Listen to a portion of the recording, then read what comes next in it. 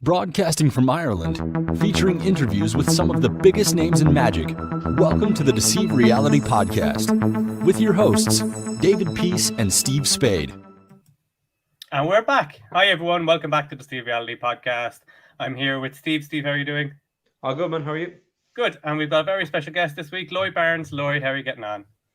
I'm good. I'm trapped inside a tiny box. It really does like crop in a lot, and everything's reversed as well. So your left and right go mad. On you. Oh, it's I was like, I can't figure out why I can't get my door out of the shop. So welcome. Yeah, hello. That's why left is right, up is down, whatever. Like it's like every time I try to point at Steve, I'm just like pointing off into nothingness. So it's yeah. People outside Dave's house think he's fucking waving at them. Yeah, it doesn't work. Like a loser. Hey, there's Dave again. Definitely, because the window right there. But we have our first Welsh guest on as well, which is another Celtic person getting the. I was going to say it's a Celtic collaboration today. Absolutely, it's good to have us Celts get it, because we're not going to mention sheep. Fuck you, Craig Petty. We're going to have to mention sheep. if you have to sing to that level of comedy, then you're not funny, my friend. Thank you. Yeah. You're welcome.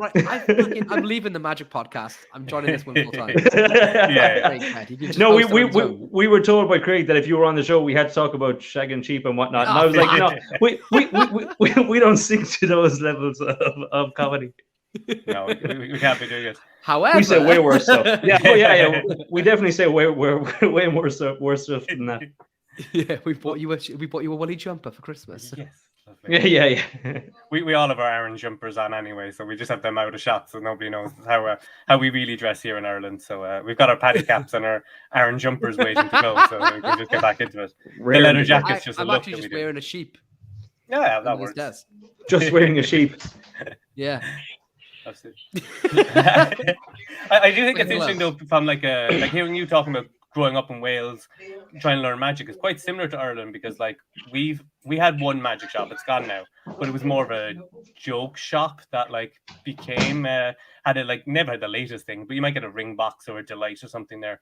But how did you find that growing up with it, where it's like you really had to like struggle to go actually find magic anywhere? It was tiring because I was obsessed but couldn't get. I felt when I met magicians later at like conventions and things, I felt like I'd missed out on a lot. So I'd been like massively into magic, and what I would do is I'd record like Paul Zenon shows and Darren Brown's and Stuff the White Rabbit, and I would just watch them on repeat, but not have access to like anything or know about like how, like, you have people who just go to conventions, they know about how to use the right lingo and how to interact and how to be. I didn't have any of that, so I felt like I was at a massive like disadvantage, and I felt like I'd missed a lot. Not in a jaded or bitter way, but I felt really, really, really inferior. I still do. I was saying to my wife last night, like I still have this massive like imposter syndrome, and like I more so than ever lately. But I felt like that was the hard thing. But I do think there was positives, which is I don't think that I'd be on the creative side of magic as opposed to the performance side if I had access to those things, because I had to make my own stuff because I couldn't get it. I couldn't get there was no other access to it, being poor and being in Wales, like with no other people around. So I felt like all the magic I used to do was I say create loosely. It was more like recreations for the first few years, like seeing things and just having to figure it out at age like 9 and 10 and trying to do stuff. So there's positives and negatives, but I think it's given me like a bit of like leftover inferiority, bit of an inferiority complex. Yeah, I mean, even David Regal was saying that he had the catalogs and the brochures back in the day of like flicking through stuff and just sparking that kind of, I can make this or I could try to make it, because we were talking about the excitement of when you read an effect or you see a trailer in our case, and then when you get it, it's a magnet and 2 elastic bands, and you're like, what the fuck? I'm not MacGyver. And you've got that you got that moment of disappointment, but you had all that moment of excitement when you were waiting for it. I mean, even David was mentioning that magic shop that was in the city that I grew up in, so there was kind of always that. And Paddy, who owned the shop, if you went in there and you kind of caught him on his own or not busy, he would show you, Spellbound, or he'd show you something a real piece of sleight of hand, or he'd do a matrix or something. But it was people kind of going in there. You could tell he was very jaded from it, because they'd come in and he tried to like fob them off, like, a Svengali deck or whatever, something, fiver, get out, that kind of a thing. And there was a lot of that, But I remember the very first time, I think I was like 14, and I went looking for a thumb tip, and I asked him for one, and he's like, "Who told you about that?" And and it was really intense. I was like, "Okay, never mind. I'll get one somewhere else." Yeah. So, I had a similar experience. There was a joke shop in Swansea, in an arcade. And I would always poke my head into joke shops, because you never know what you could find in them.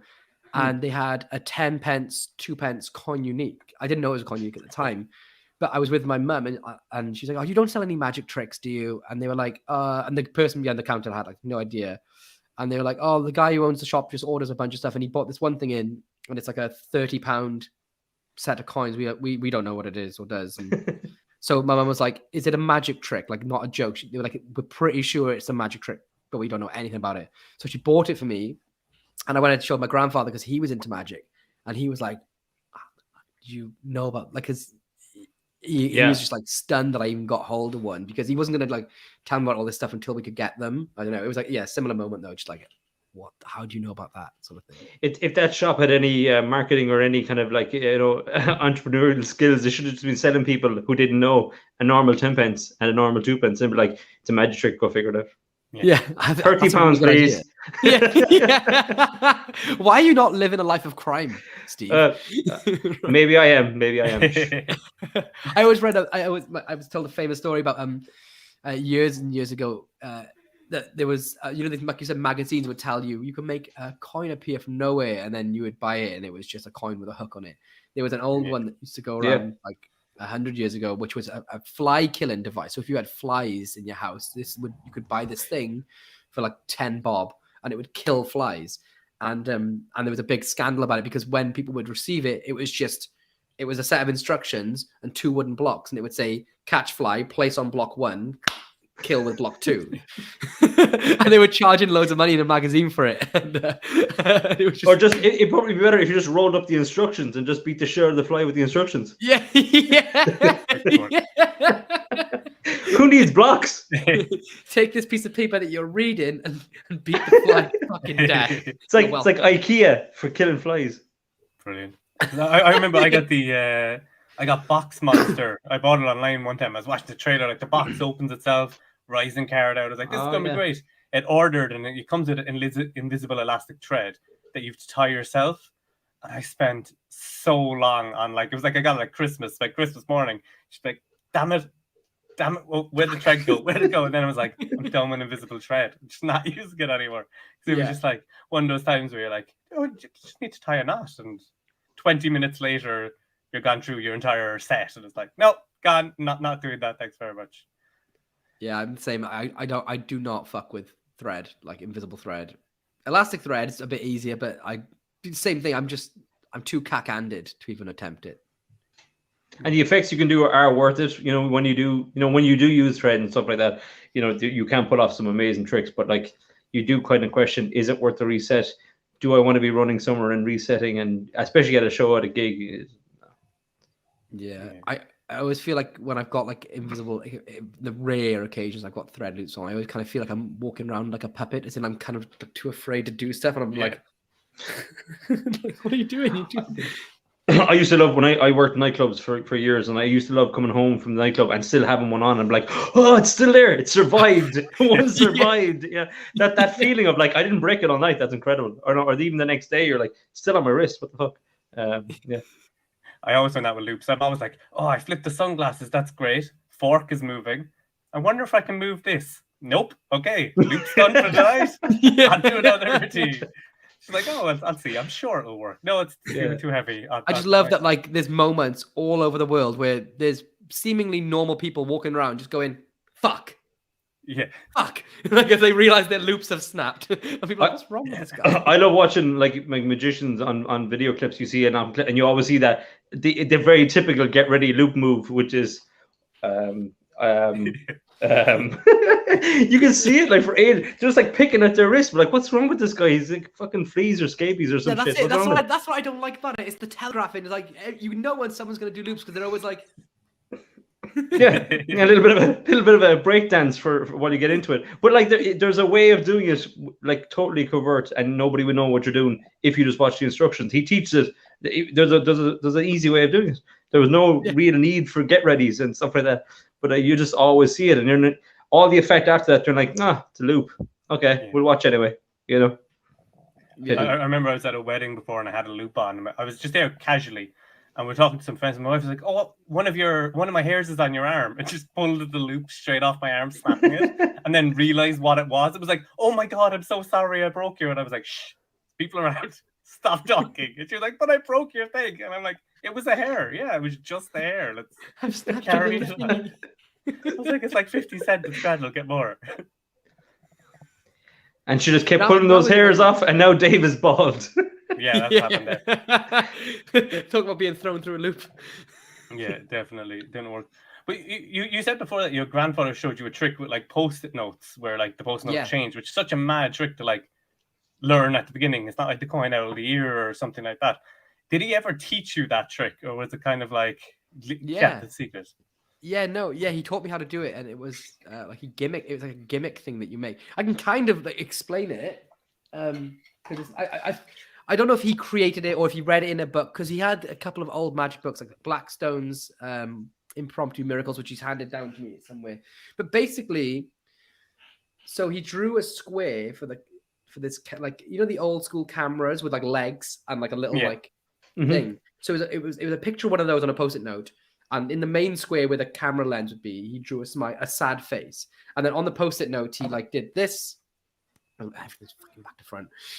And then he went like snap, and it changed to a smiley face, and it was like blew me away. And that was why when I seen that when I was 5. Well, he showed me when I was younger, but I remember seeing it when I was 5 because I lived in one particular house at that age.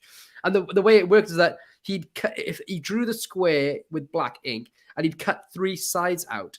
And then he did on the page underneath, he cut the same shape 3 sides, but the opposite direct, but leaving the top and bottoms opposed. So it's kind of like, you know, that thing. So when he flicked the paper, it turns this over. Bit of paper flicked in side. Very cool. Like that, and it left the top piece, apart from the cuts in it, or the one slit in it, sorry, then it left it like a real piece. But that was the first piece of magic that I ever seen, and it was a visual change like that. So probably explains a lot of visual everything. Why I'm so stupid. So I actually got this recently. It's my dad's. He had it. It was one of the first tricks. One of these lovely. Oh yeah, and that was like the trick that was always my dad used to do always in the house, making the 10p's appear and vanish, and like why they were British 10p's we never explained, but it was just like that's what they came with, so that's what the trick was. That's what was in the box, and that's it. And I can't elaborate on that. I remember seeing that in the Arndale Centre in Manchester when I was about 14. Another time when I'd gone on a hunt to find magic stuff, and. Because I live in Wales, and Manchester like 6 hours away, but someone took me up there to see it, and that blew my mind. Like dynamic coins have absolutely fried me. Yeah, it's such great a trick. Yeah, underappreciated, I think. Yeah, Coin Unique is a bit like that too. Yeah, it is. Because I remember they were selling them there. It was like a Christmas fair that I went to where you could go see Santa and all that. And I was like early teens. We were doing a lot with my younger sister. But there was a magic stall there, and they were selling that and a few other things. And I went over talking to them, and I was showing them some of the things that I'd come up with it that weren't like in the basics. So I just ended up demoing it for the rest of the day.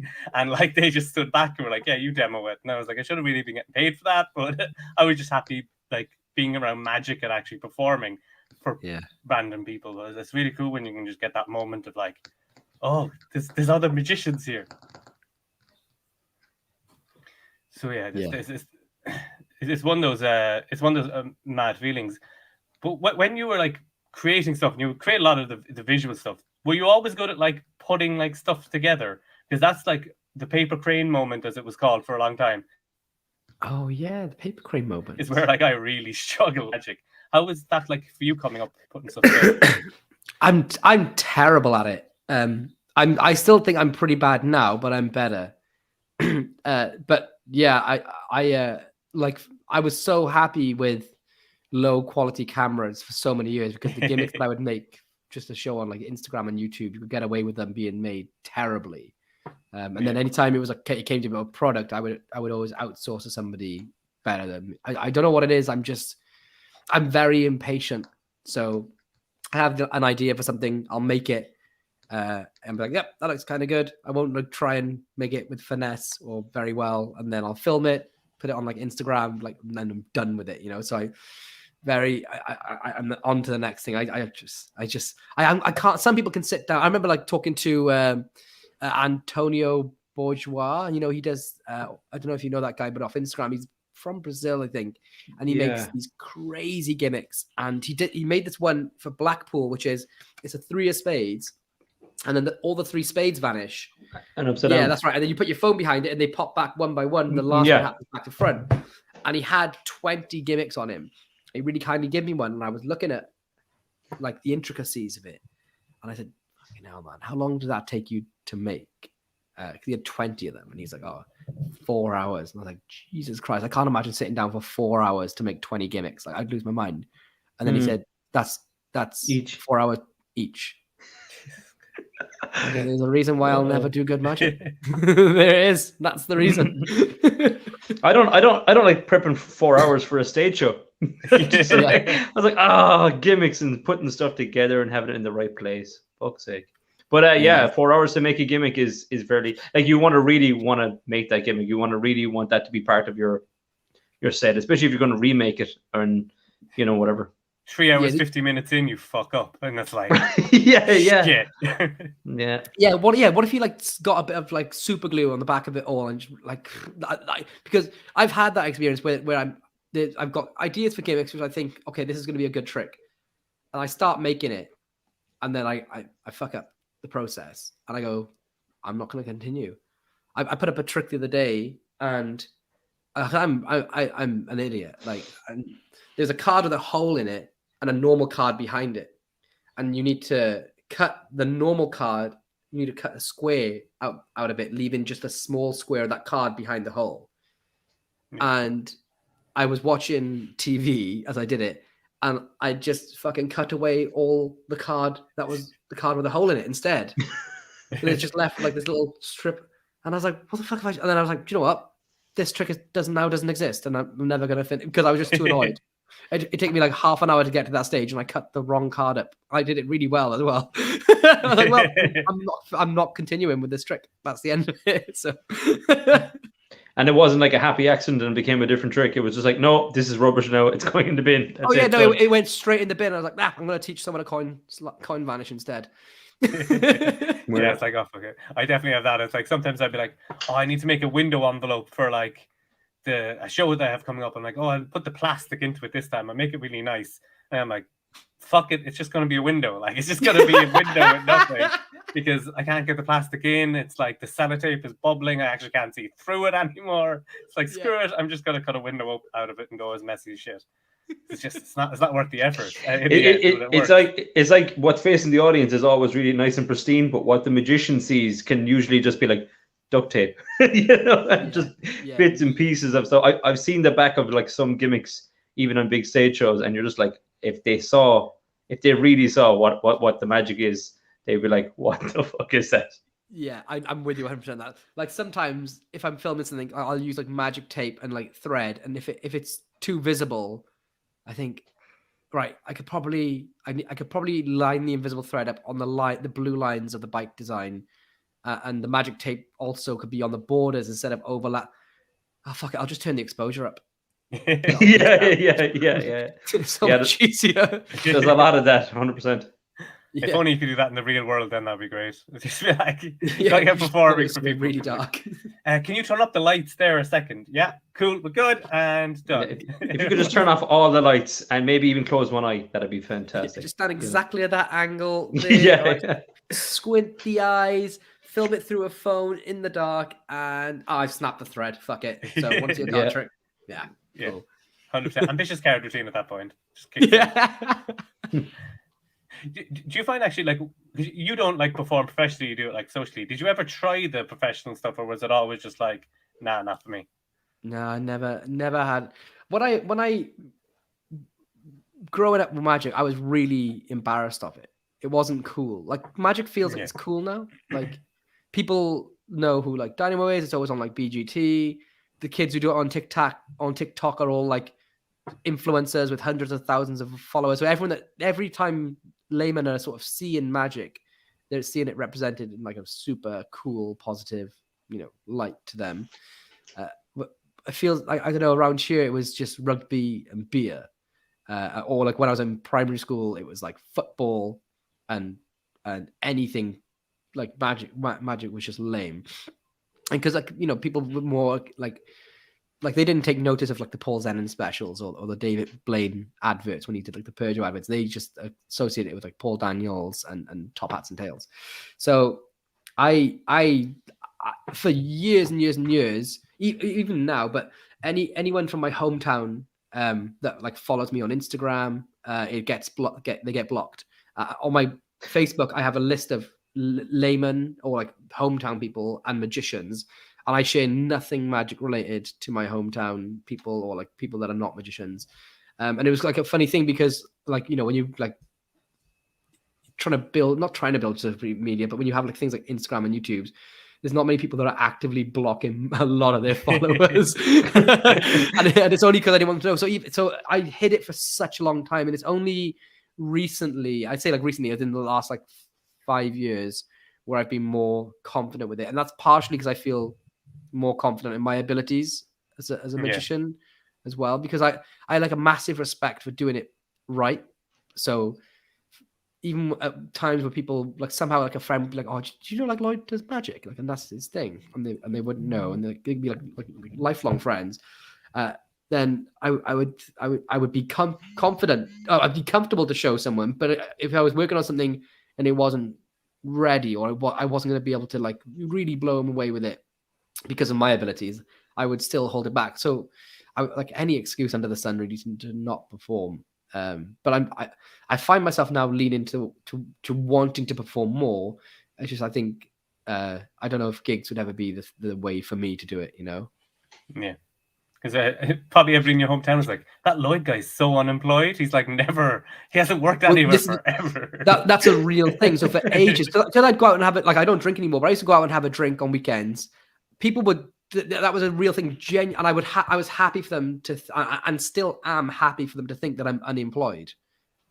Because I don't know why. Only recently I'll still sort of talk about it with some people, but yeah, genuinely I would let people do think that I was just a bum. Which is great. Yeah. They're like, he lives in a nice house and like he's got a nice wife and everything. It's like he must have, maybe he's got like a fund from his parents. Like, that's all kind these of rumors. how I met my wife. He's related to Tom Jones. I fucking knew it. I knew he was related. Well, it's kind of how I met my wife. My wife messaged me on Facebook. So we went to comprehensive school together, which is high school. I think it's the same thing in Ireland, probably. I'm trying to see if I can find the message. And we always had a thing for each other, and that was 17 years ago. Anyway, we both went separate ways. She went off and lived in Australia. I went off and like traveled the world. And I was at the Dynamo show in Cardiff. He invited me to go. So I was sat in the VIP area, and afterwards we went for dinner. And she went to the show with her sister because she was a huge fan of magic. And after the show, we posted a photo, like me and Dee and the crew, and he tweeted me, "Thanks so much for coming tonight." And she had tweeted about Dynamo's show, and then seen that he had tweeted me, and it was like, "Oh, I went to school with that guy."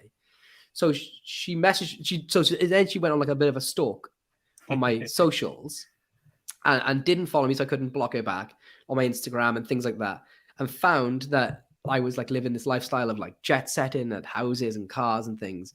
So she messaged me saying literally, "Hi mate, like I haven't spoken to you for years. How's life treating you? I've got to ask, what the hell do you do for a living?" And I was like, oh shit. So I messaged her back and tried to like sort of downplay it as best I could. And then long story cut short, we were married with kids. But yeah, because again, she's from my hometown. I didn't want people to. I'm trying to find the message, but literally that's what happens as a rule. That's brilliant. Yeah, it's so good to I have feel that, like, it's in a way it leads to interesting things, because when I do magic for people that have known me my whole life or don't know me, but they're from the hometown and stuff, if I never introduce magic, like, do you want to see a trick? I always have to wait for them to ask me for it to come up organically. And because I'm waiting just for those spontaneous moments, then like when magic feels spontaneous to them, like I feel like I get when I do perform, I get really, really like powerful reactions. Mm-hmm. It's just and that's just comes from like waiting, like Max Malini would say, like wait a week. Yeah, exactly. I mean, like we were saying, we maybe we wouldn't make a gimmick for a few hours, but we would set something up on the hope that it could happen for a few hours. I've definitely done that. And then if that strikes, it just seems so impossible at that moment, and that's what's worth remembering. It's like we've done as well with the Stooges. When the magicians on TV use Stooges, if you use it correctly and you use it, you only have to use them once or twice. It doesn't have to be the staple of every show. Once you've got that level, you can kind of achieve anything. And I think if you set up a trick and have it ready to go, and then it looks impromptu, it's the most powerful part of magic. Like, I fully agree. I remember my grandfather told me a story years ago. He helped a friend move house. He's doing like 60 because he's dead now. He helped his friends move into a new house. And as he was helping them with furniture and the carpets and the rugs, he just threw like a 5 of spades under the carpet as the people were putting in the new stuff. And he left it like a year and a half. And they had like a New Year's Eve party. And he went, and someone asked him, Tom, can you do us a trick? And he remembered the card that he threw under, and he just did a simple thing. He forced the matching card, palmed it out as he slammed it onto the floor, and he said, I'm going to make this card flip over on top of the deck. And then he said, I've slammed it too hard, and then had everyone pull the carpet up, properly up. Card through carpet, just as a spontaneous thing. But I would just, for me, I've always dreamt of, like, imagine experiencing that in your own home. Somebody comes in, you forget that they even helped you move in, sort of thing. It's been that long. Yeah. And then they show you, as a layman, could you like imagine that? Like, they show you a trick and they throw a card through your fucking carpet or something along those lines. There was a handyman coming to the house one time. He was an electrician and he had to fix something, and I was there and I was bored, to be honest, and I was chatting away to him, and he knew that I was a magician. So we were having a cup of tea. I opened the plug on his drill, and I put an angle Z in behind the fuse of his plug, and I screwed back up his plug, and I left it on the table. And I just got chatting. He goes, "Oh, you have to do a trick when the apprentice guy comes back." I was like, "Yeah, of course, I'll do something for you before you go." So I waited, and then I was like, "Yeah, I'll do something just before." So we were all having tea again, because handymen just drink tea all day and don't really do the job.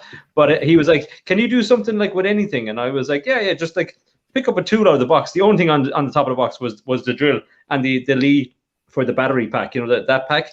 So I had him hold the drill, and then I had just handed the lead to the other guy, did angle Z and vanished. I said, "It's inside the drill bit place, have a look." And he went looking, and I was like, "I must have turned it too far. Here, look, can I use that screwdriver?" And I just screwed open the plug, and then I handed it back to him. He popped it open, and there was the piece. Lost his shit. How did you? Yeah. He totally lost his mind. He wrote up a post on his business page about what happened, that it was the most like incredible, weirdest thing he'd ever seen, blah blah blah. But yeah, I had to open a plug while talking to him, kind of like underneath the table. It took me about a half an hour to try to open the plug quietly. But that sort of stuff it was worth completely inspires me. Like, it totally inspires me. It was so good. You just hope he doesn't plug it in and like burn the place down, as to like use lights the corner of the card. And I was willing to risk it. I was like, it'll be a good trick. Could you imagine the cops trying to figure that out?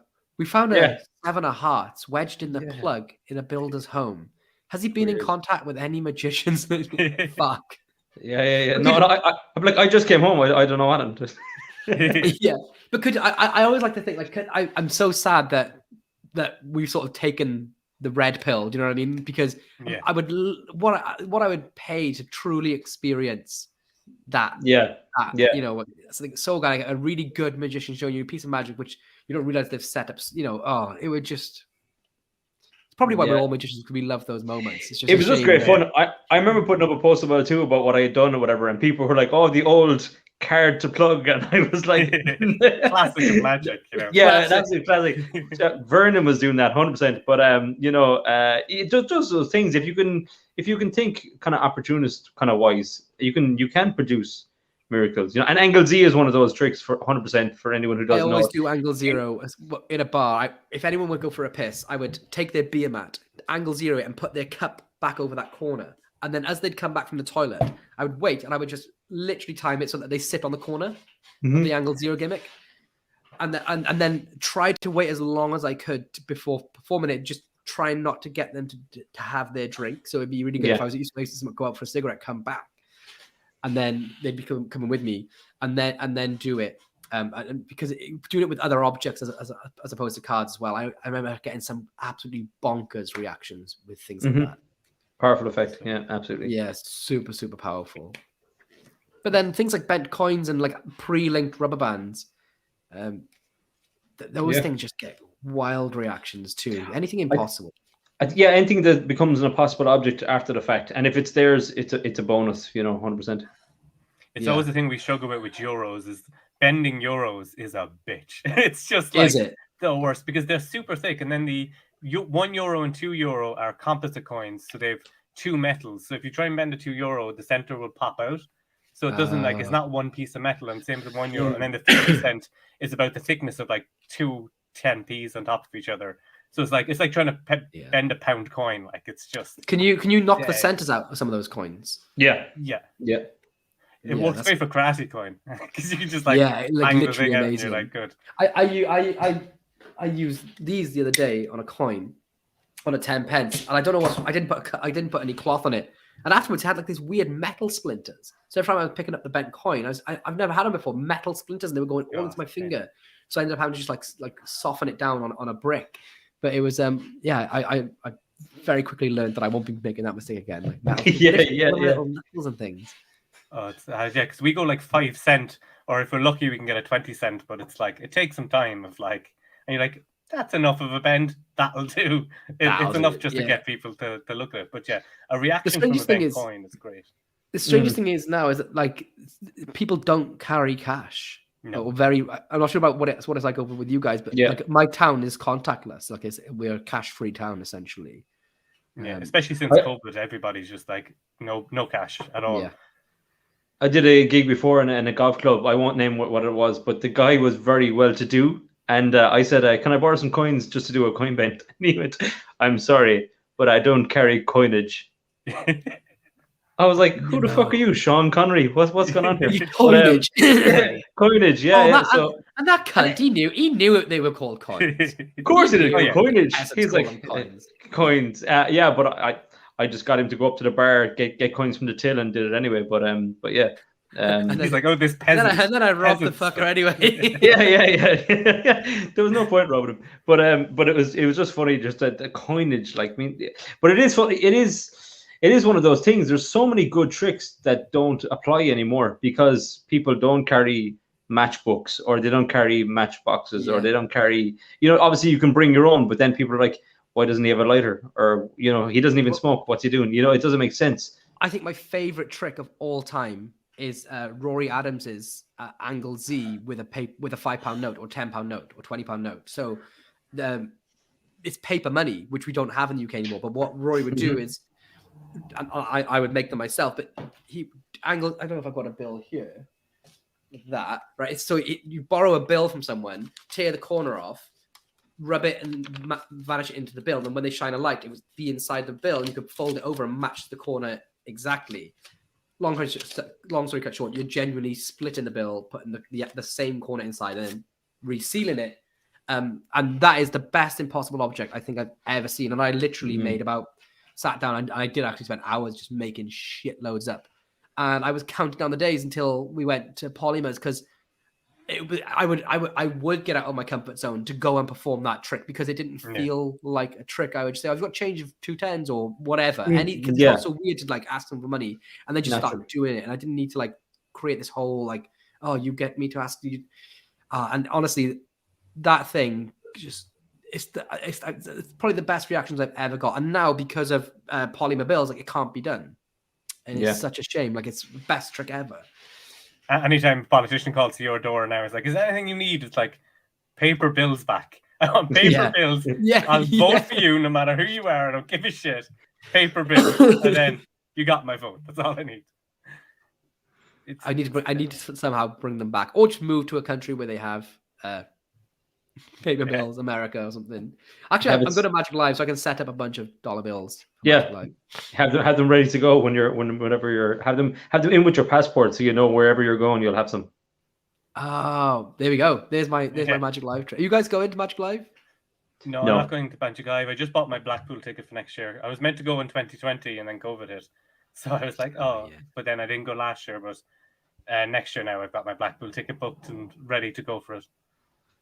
It was really good this year, like just to see people again for a start, let alone magicians again. And it was a little bit quieter than normal, which was nice because sometimes it's so mental there. But that's like the thing where people always talked about Blackpool, that no matter what, like regardless of COVID or anything, you get sick after Blackpool. Like everyone got the Blackpool flu. I mean, if you could have worn a mask 10 years ago, 100%, I would have started wearing masks back then. I would. I got super sick this year. Like I left early.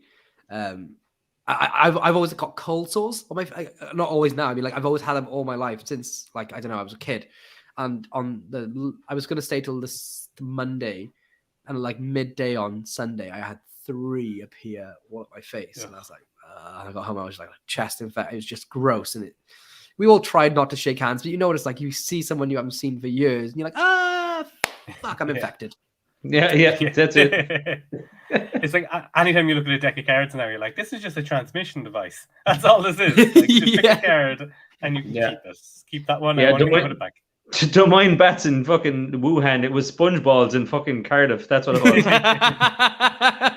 was. Sponge ding dongs. Yeah, that's what caused it.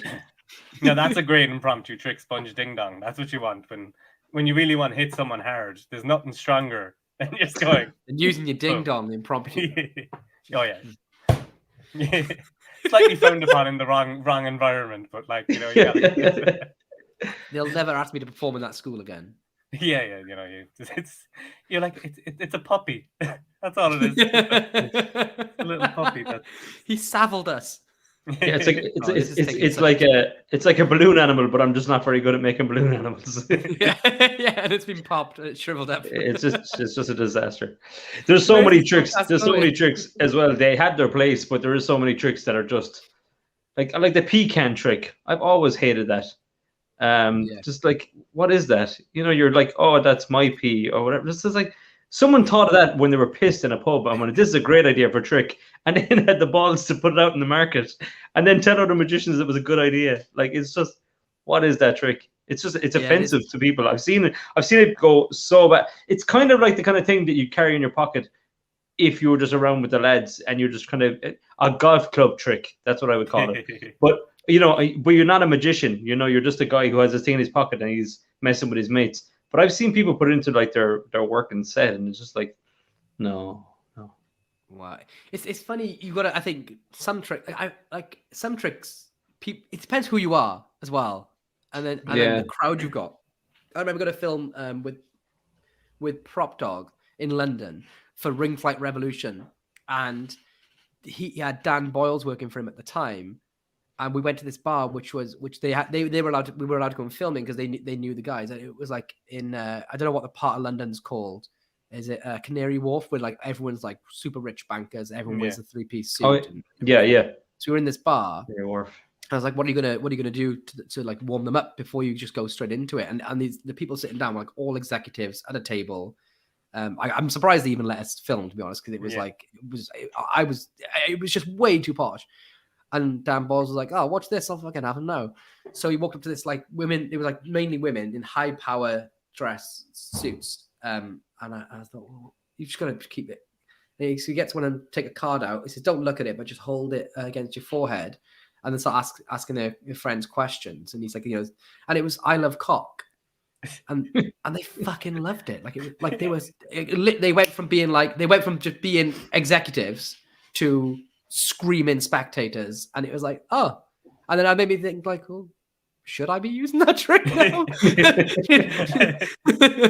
Like, is that what you need to do to be good? It was You bizarre, try that but and yeah. get like punched in the face. You're like, no, Yeah, just him. I would never have gone for that trick if it was me. Yeah, Like, I watched the card come to the top, and they'd be like, "Fuck off, fat boy." I know a lot of people use the web trick, you know, the spider on the back of the hand thing. I know a lot of people use that for reactions. I know that was kind of a go-to of getting reactions on trailers for a while, and then they just like stick in the trick afterwards. Be grand. And you watch the real trick, and they're like, decent. Yeah, and the reaction is a pawn shop spider. I've never performed the web trick, but I'd love to do it. It's a great trick. I used to just do it, but I used to not use the cards. I used to just load.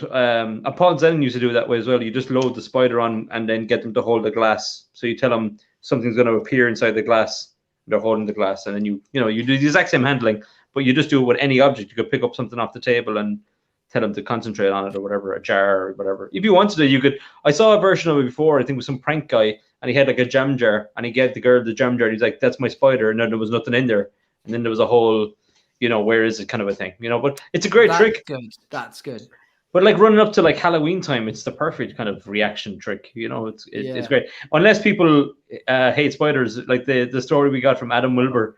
That story is mental. If you haven't heard Adam Wilbur's one, it's just someone savage fear of spiders to the point that this was like the person he had to impress at gig, and they fainted and fell through a table from the spider because they were so scared. Just go listen to that episode. Anyone who hasn't listened to it, because that story will make you second guess. You're like, oh, that's a great trick. They'll love this. When you're putting it into your jacket, just be sure you know your audience before you try anything that might be a bit risky. There's a bad gig and then there's a spectator fainting bad gig. It's like it's a different level. Yeah. It's a great story. Questionnaire before you begin. Like, okay, are you afraid of spiders? Are you out of traumatic events? Do you like heights? Just throw a couple in there to keep them on their toes while you're performing as well. I love that. Are you okay with a blood transfusion? Yeah. Have you traveled to an Eastern Asian country in the last 3 months? What's your blood type? Yeah, sorry, I can't do card to pocket. What's that whole thing with the jellyfish poison as well? Do you remember that going around Blackpool at one point? There's a trick where you could get somebody to feel a burn on their hand, like a voodoo burn. So you'd have two spectators. One would put their hand out, the other one you'd light a match under, and that one would like feel the burn. And then the method was like jellyfish poison. There was the stuff before. There was that fluid stuff before you could put on metal, and it would make tinfoil or make a chewing gum wrapper heat up really. But that's like a chemical reaction. I'd never heard of the jellyfish poison. But I mean, I love the idea of back in the day, the old hypnotists used to just have a bulb of ether up their sleeve, and the cover was like moving the watch from left to right or whatever, and watch the watch. They would just spray ether in your face, and you'd hit the ground, and that was hypnosis. It was brilliant. It was just a power thing. Like, you didn't have to like perform. They weren't going to dance around or their hands stuck to the table or not be able to count to 10 or whatever. It was just the guy's out cold. Good night. It was just brilliant. Somebody just wheels him off and fucks him out the stage door, and that's it. He wakes up an hour later going, "Well, that was 10 pounds well spent." Well, that jellyfish stuff, I'm sure there was the controversy was like somebody had like a really bad allergy to jellyfish poison, and they had it on their skin, and it fucked them up completely. But I can imagine it being a good effect to perform, though, if it worked, Cool effect, but yeah. But if you have like a TV waiver document of like, are you allergic to shellfish? Are you allergic to this? Are you allergic to this? Cool, let's just try this. What, are you taking me out to dinner? No, I'm going to show you some really shit magic. Put your hand up. You can feel it. You can feel it. Perfect. Thanks. It's it's a different thing. But with this sort of stuff, you've mentioned before, like working on like some of the TV stuff and creating magic and all that sort of stuff. Where did you first like start working as like magic as your career? It's my full career. So I released a couple of tricks, like one or two through like D. Christopher's, like little PDFs and bits and pieces. And I really wanted to make a career out of creating magic. And long story short, my mother had a brain hemorrhage. She's alive, but she had a brain hemorrhage about 10, 12 years ago. And she had to have 2 brain surgeries. And I basically, I didn't bath or anything, but I had to become a full-time carer for a couple of years. And because of that, I couldn't work. I couldn't go and get a normal job. So I had a lot of free time because I had to just help. I had to be there in case like she fell or had another brain hemorrhage because she had 2 within 6 weeks, and then brain surgeries and everything. So I had a lot of spare time on my hands. I'd been to college and I'd studied multimedia, which taught me how to make videos, do photography, make websites. It was multimedia, so it was everything. It was like I actually did it for like 5 years, so I had a pretty good grasp. I'm not saying I'm good, but I know my way around that sort of stuff. So I had a lot of spare time. I had the tool set, and I was getting like a small amount of recognition online for the things that I was creating and just making videos of, like on the Magic Video Depot and things like that. And then my friend, Owen, his name is, approached me and said, I think we should start a magic company. You've got all this time on your hands. I've got all this time on my hands. We'd both done media. He had done a business course. And he's like, we've got all the tools we need to make it.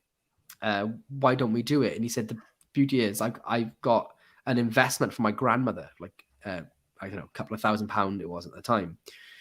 And I was like, well, we've got nothing to lose. And see how that goes. So we got a Mac, a camera, and money to buy a run of playing cards, which I didn't plan it, but they're here, these moonshine cards.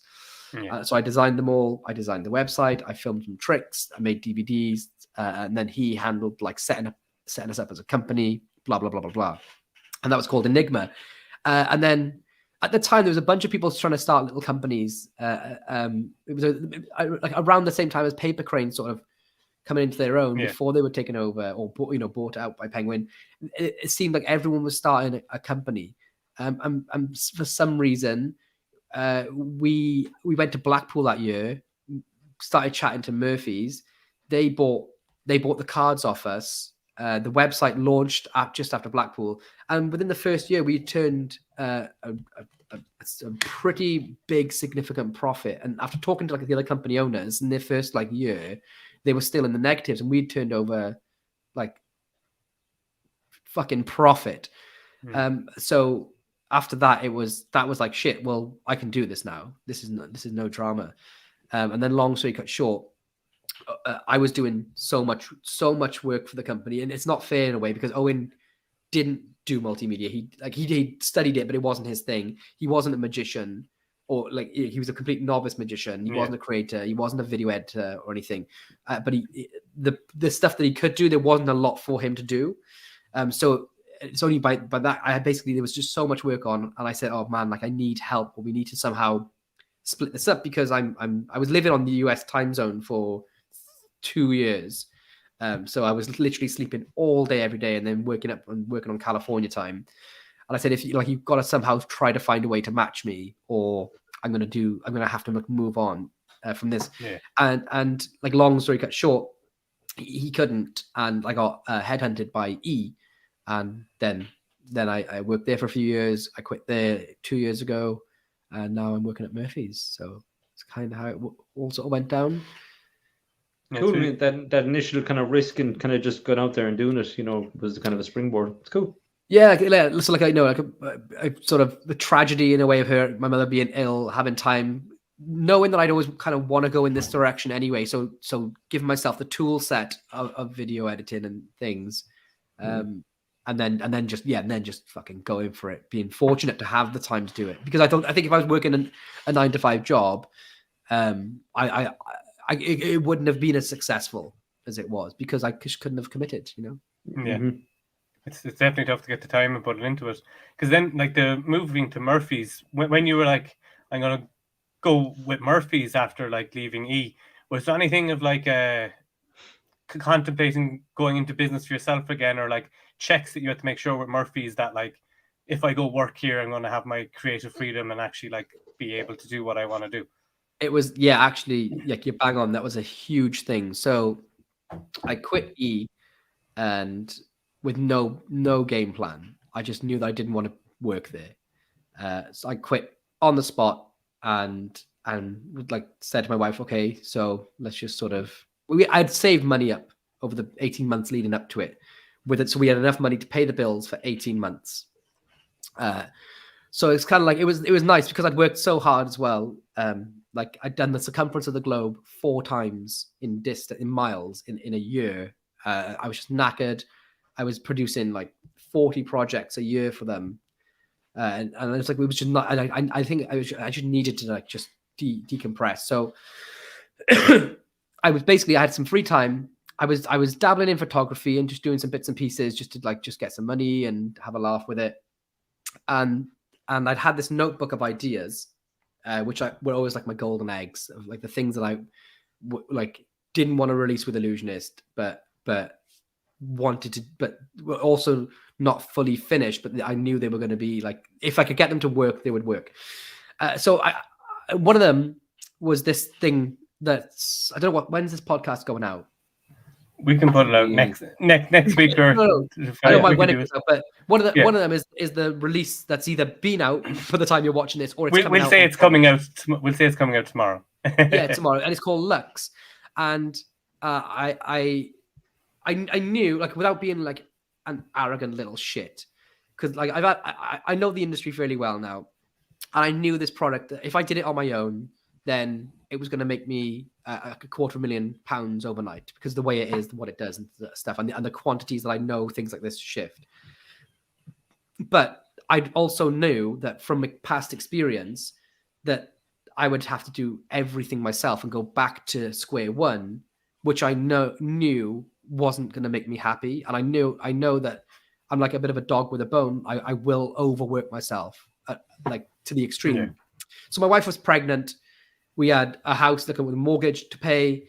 And it was like, I basically, when I spoke to Murphy, he said, look, I've got this one thing. I had a list of other ideas, but I said, I've got specifically this one thing. I know that if I go and do this on my own, it's going to take 6 months to produce. I've got the money to invest in the manufacturing for it.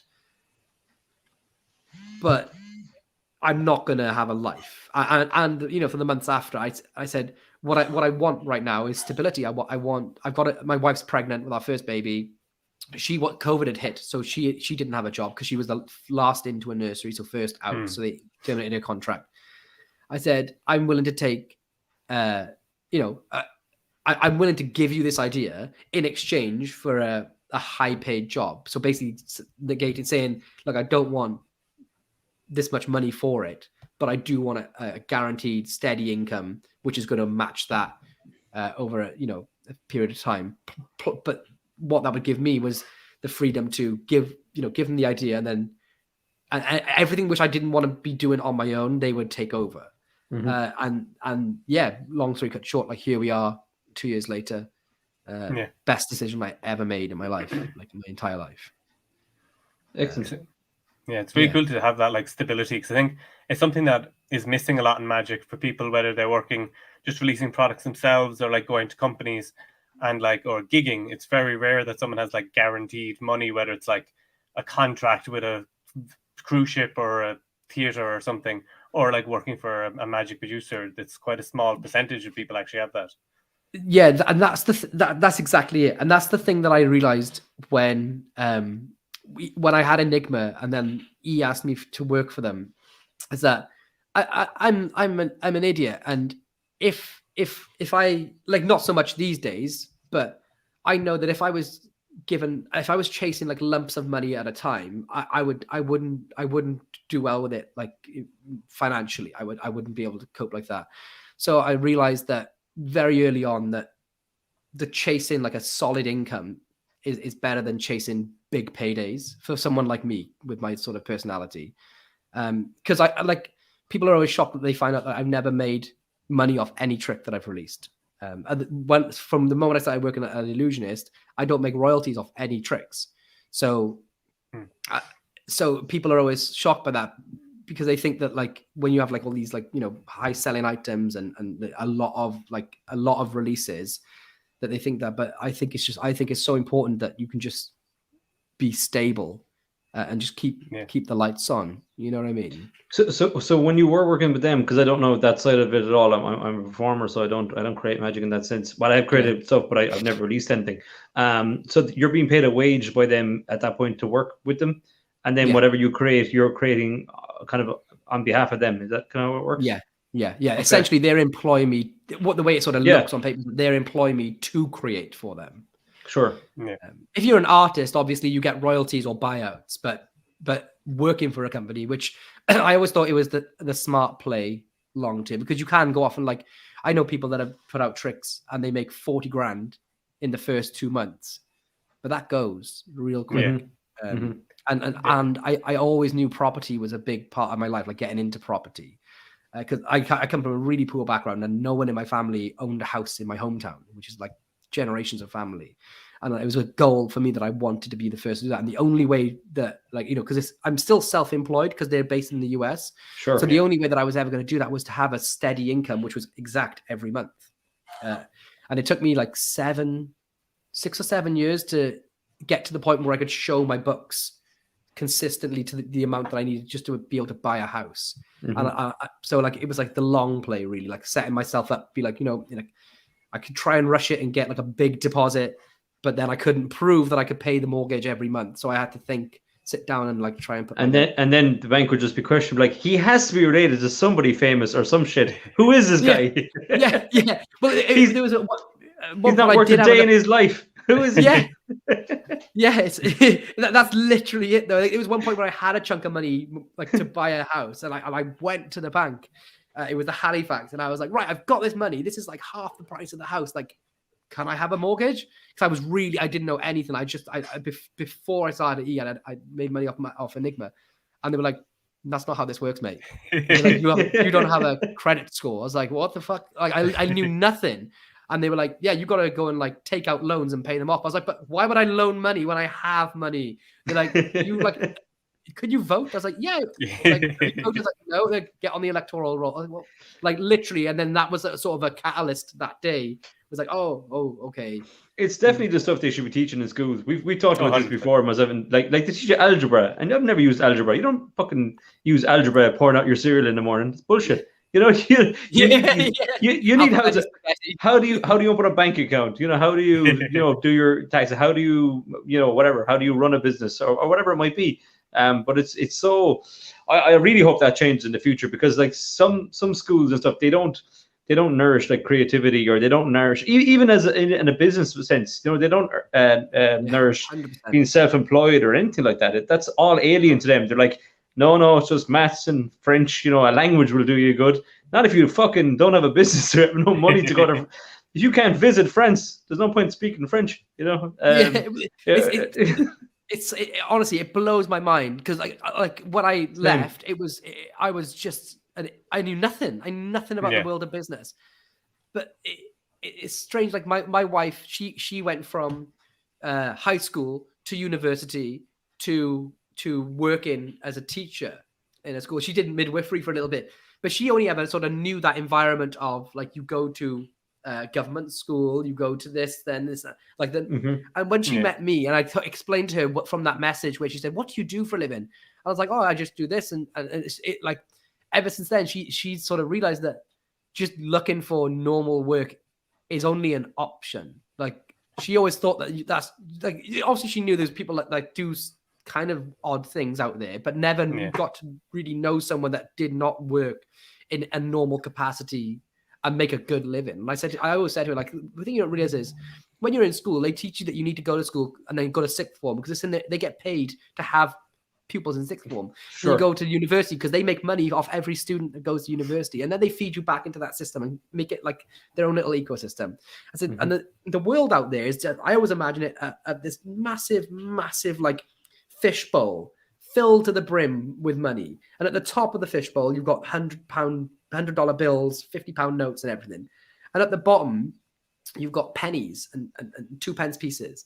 And I say, like, when you're in that system of like just going from like government sort of thing, employment, to that, you're all scrabbling. And when you come out of there, that's where like that's when you really start to be able to earn, and because there's no limit on it. Like when you're a teacher, you can only every year you can only get like a tiny pay rise like this, and it takes 10 years. And like I was like, when you just go solo, you just sort of jump everyone, and you take in handfuls fill with it, and you're happier. I think you can lose like school friends and stuff though if they're like, because they're like, oh, Steve does magic tricks, and that's how they see it, you know. But then they realize that you're actually performing and stuff, and they're like, oh, so you actually get paid for this, you know. And it's a funny, it is a funny, you kind of get that. But what else do you do, kind of thing? And you're like, I'm a magician, and they're like, yeah, but what do you really do? And I'm like, I'm a magician, you know. And you can see them going, you might as well say you're fucking the Easter Bunny, you're fucking Santa Claus. I mean, they're like, what? That doesn't make sense. You know, that can't be your job, or that can't be. And obviously, we know that there's a lecture side of it, and the performance side of it, and the creating side of it, and there's loads of different avenues. I mean, I do movie and TV consultancy in magic, so that's another thing. But like, people don't realize that it can actually be a job. And I got invited back to my school one time to talk to students about. That's my dream, is to get invited back to my school. Yeah, same. Yeah, I got invited back with a friend of mine, Kamal, and he became Mr. World. So they had a magician and Mr. World.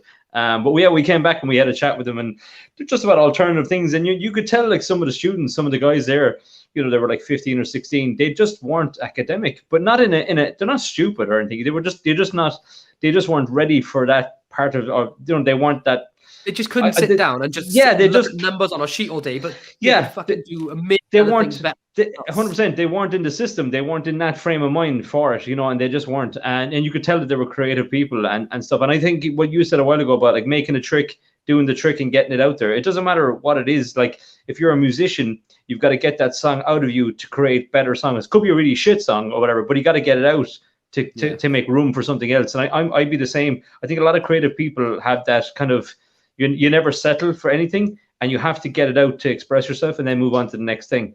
We were only talking about this recently as well with different people on the podcast, and then someone else as well, about being like an artist or a performer. And there's two different things. If you're an artist, you're going to want to, you know, take risks and change things and go in that way. Where if you want to perform, you're just going to take every gig that comes in the door, because there's that kind of urgency of, oh, I mightn't get a gig next week. But if you're an artist, you don't think that way. You think, I can do this thing because that's going to change people's perception of magic or whatever your art is. It doesn't have to be magic.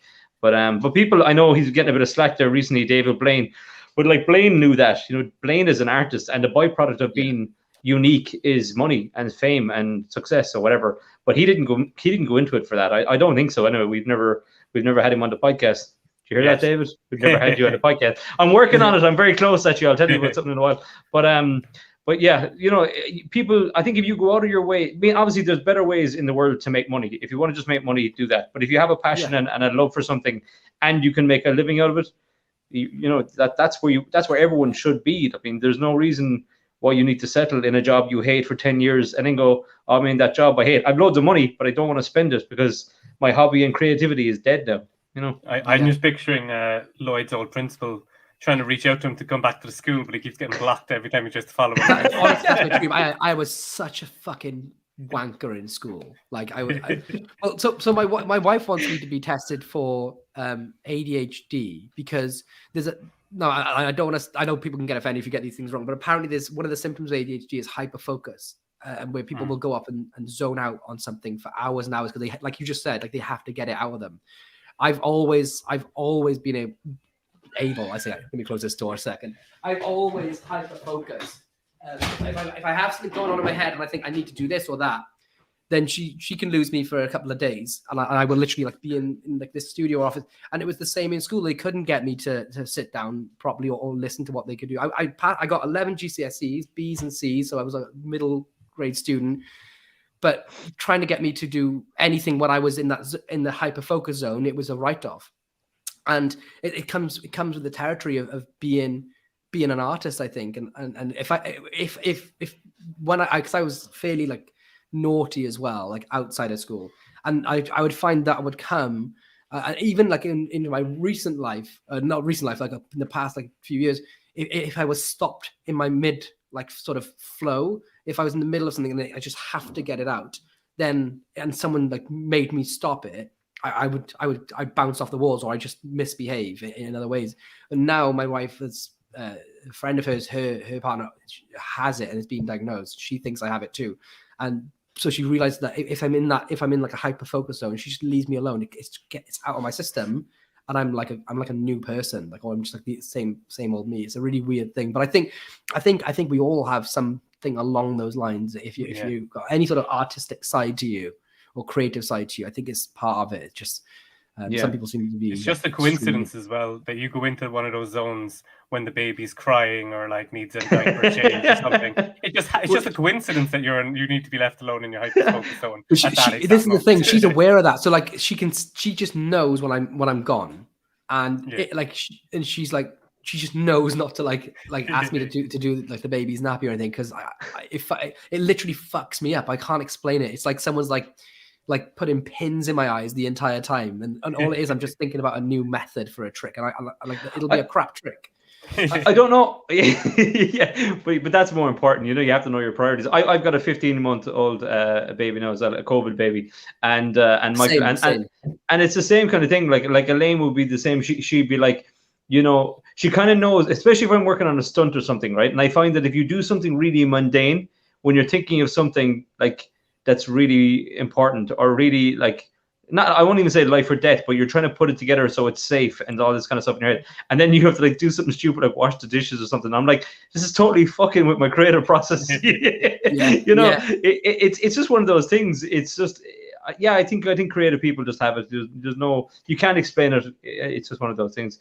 I don't think it's any different for any creative process though. I would imagine if you're writing books or writing music or making movies, if you're so zoned into one thing, and that's usually what it is, when you're writing a book or writing a song or writing whatever, you're so focused on that. But I'm going to start using that. I'm like, oh yeah, I've got my creative zone thing. Sorry, I can't feed Michael. Sorry, I can't. Especially when it's night feeds. I can't do that night because I'm going to have a creative zone next Thursday. Yeah, but I'm the same as you. My boy's 15 months old. Yesterday, brilliant. And but I didn't. It's only in the last few months that I've been made aware of this hyper focus thing, and so I couldn't, I didn't know, and now that it's pointed out to me, it's like, oh fucking hell, it's obvious. We'll do this podcast, and someone will message saying that's total bullshit. That's got nothing to do with age. You're very offensive, Lloyd. You're a prick. I'm like, oh, I'm sorry, but even just being able to recognize whatever, even if it's got nothing to do with the terminology, that thing. I can look back in my whole life and be like, yeah, I can see exactly where that's gone wrong. I put it like this, right? It's like trying to have a conversation with someone after you do this. Anyway,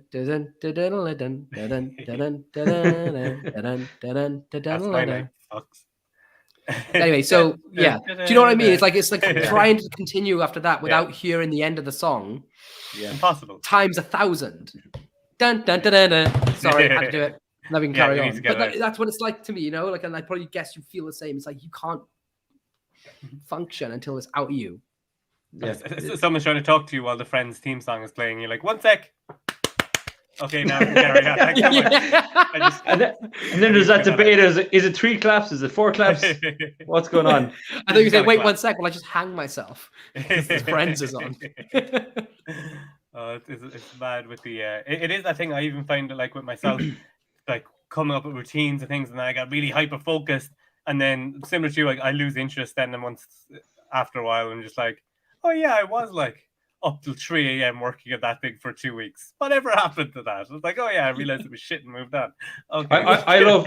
I love when you're working on something and it's worked 10 times and it's perfect, and then you show someone and it fucks up straight away. It's a guarantee. You just with the whole whatever it is, it just doesn't work. The concept doesn't work or whatever. And then you're like, what was that? And you're like, never mind. Like Dave, you done loads of times. You're like, I'm working on this new thing or whatever, and then he video call me, and I'm like, okay, do it. And he's like, yeah, it's not gonna work. How was the setup again? Yeah. My wife loves magic, right? And I've got a bank of 100,000 tricks, whatever. And I know that there's certain tricks that I want to show her, or I'm going to want to show her, and I've sat on them to wait for the perfect opportunity since meeting her. And I got this trick. Oh, this is so fucking annoying. So it's a trick where somebody thinks of a card, and they think of a number. They deal down the card that they're thinking of is at the number. exactly, and then the entire deck is blank. And it is that. They think of the card, they think of the number. I must have performed this trick about 100 times, like legit performances 100 times. And I've done it in different countries, in Toronto, America, Berlin, I've done it everywhere. And I've waited, me and my wife have been together 4 years now, married for 2. And I waited till last Thursday to show her this trick. And it could only be done once. And I filmed it for my YouTube channel on this thing I do on Thursdays called Fooler. And I fucked it up. I can never show her that trick again. And I waited, like, it was one of those tricks that I like wait to show people. And I waited 4 fucking years. I think we've already jumped into good, the bad, and the ugly without even realizing it. Oh, I still have worse ones than that. I have way worse than that. For one of the things you're with like creativity and stuff, I think it would be remiss to not mention the thing that is coming out, Lux, which is like the trailers have been really cool and stuff. And I think it's really interesting with the new. I think it's cool. I was trying to figure out those fucking ciphers are annoying. I got the first one, then it went downhill from there pretty quickly when the second cipher kicked in. And I was like, and then people started posting Copernicus, and I was like, "What the fuck are you talking about?" I have no idea.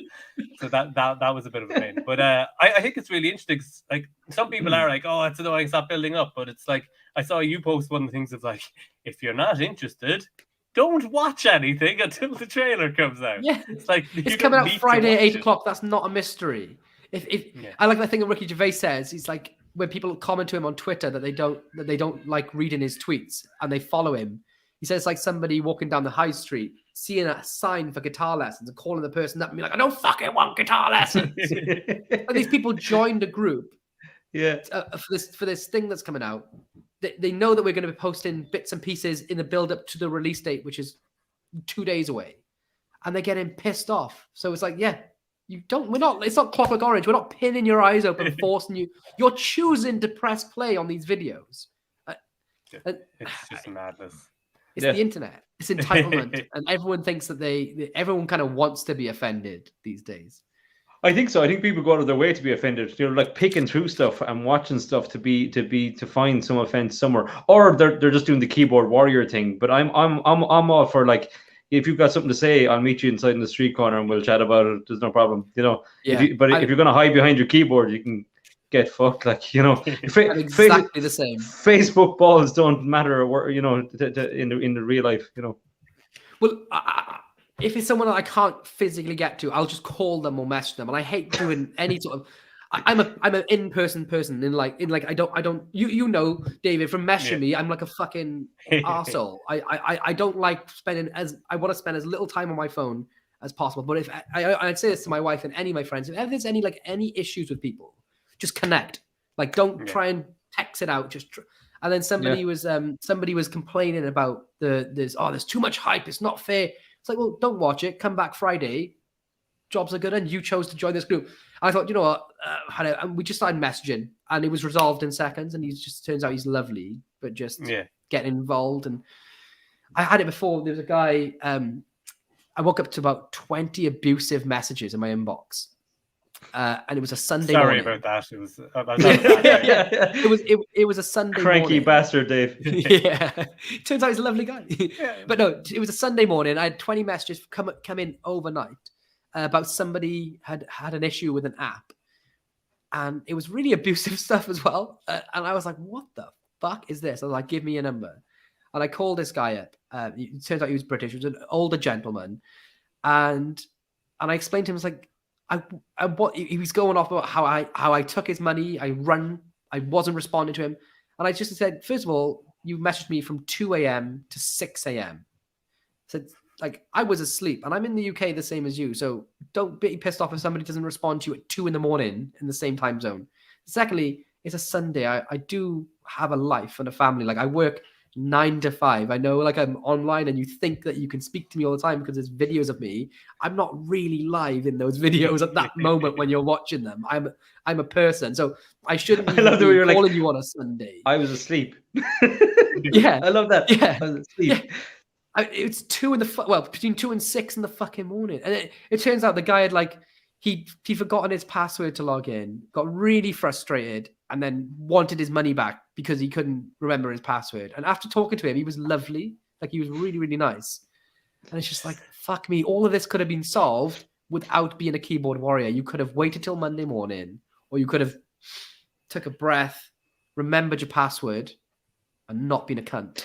I love keyword. I love the idea of him, like, well, it's probably not the case. We probably just at home trying to make it work and it wasn't working. But I love the idea of him like being out at a party or something. It's 2 o'clock in the morning. The app doesn't work, and he's like, "Well, fuck this. I'm gonna ring that guy and tell him it didn't work. Made me look like an asshole in front of everyone." Yeah, yeah. I bet there's people that have done that. No, they've immediately gone to shout at the creator or something as soon as they fuck up the trick. But the worst one. People will always do that. People will always gonna, you always blame something when something doesn't work like that. People do that. They do jump the gun, and people have the sense of entitlement online. I get tons of it, and I'm so sick of it. I'm just like, I'll meet you anywhere and talk about this, but just stop writing on my fucking wall, like. I'm just. I'm gonna have to fuck you up if you keep this up. This is a public announcement, Yeah. Fight me or buy tickets to my show. Next. Yeah. Buy tickets and then I'll fight you, no problem. Buy tickets and not show up, it's even better. Yeah. For my next stunt, it's just me trying to survive a barrage of punches from you while sprint checking. Yeah, like Houdini style. He just did it for because he could. But I'll take a punch in the gut for anyone. Come on, let's do this. You're gonna regret this. I'll do it as long as I can throw a punch back. You can hit me first, no problem. I'm just thinking of this old man. I'm just thinking of being this old man, thinking like, oh fuck. Yeah, I always think one of the things was like one of the first things with like this new marketing campaign where like there was like all these teasers and stuff came out was with Cognito. What was your reaction when you saw the like Cognito girl? She's like become known, like that reaction. That was like the thing. Like when Javier or Murphy sent that over to you, you were like, yes, I was like, that's it. It's funny. I'd always had. The second I seen her reaction, like the moment she opened her face to freak out, I knew the entire campaign, like in my head, how it was going. I knew the exact song because I used "Power" by Kanye West without the lyrics as the song, and I knew I wanted to use it for years in a campaign as like the launch, but I never found the right reaction for it, and I was so shocked that she reacted like that to a star sign. Like normally, when you reveal star signs, you do get people really impressed by it, and often tears. Yeah. But she reacted like she'd seen a visual piece of magic. Like or like something like way crazier. So I'd never ever expected it for Cognito, and I haven't had that same reaction since for that effect with Cognito. Yeah. Like it's just because it's a much more cerebral effect. It's a mentalism piece, but it's So but you find it all the time. People will. I've had people cry for Out of This World with no emotional presentation to it. You guys know, like you get sometimes you can't predict the reactions, but as soon as I seen that, I was like, fucking hell, like I know exactly what I need to do to frame this to just convey it to everyone and get eyes on it.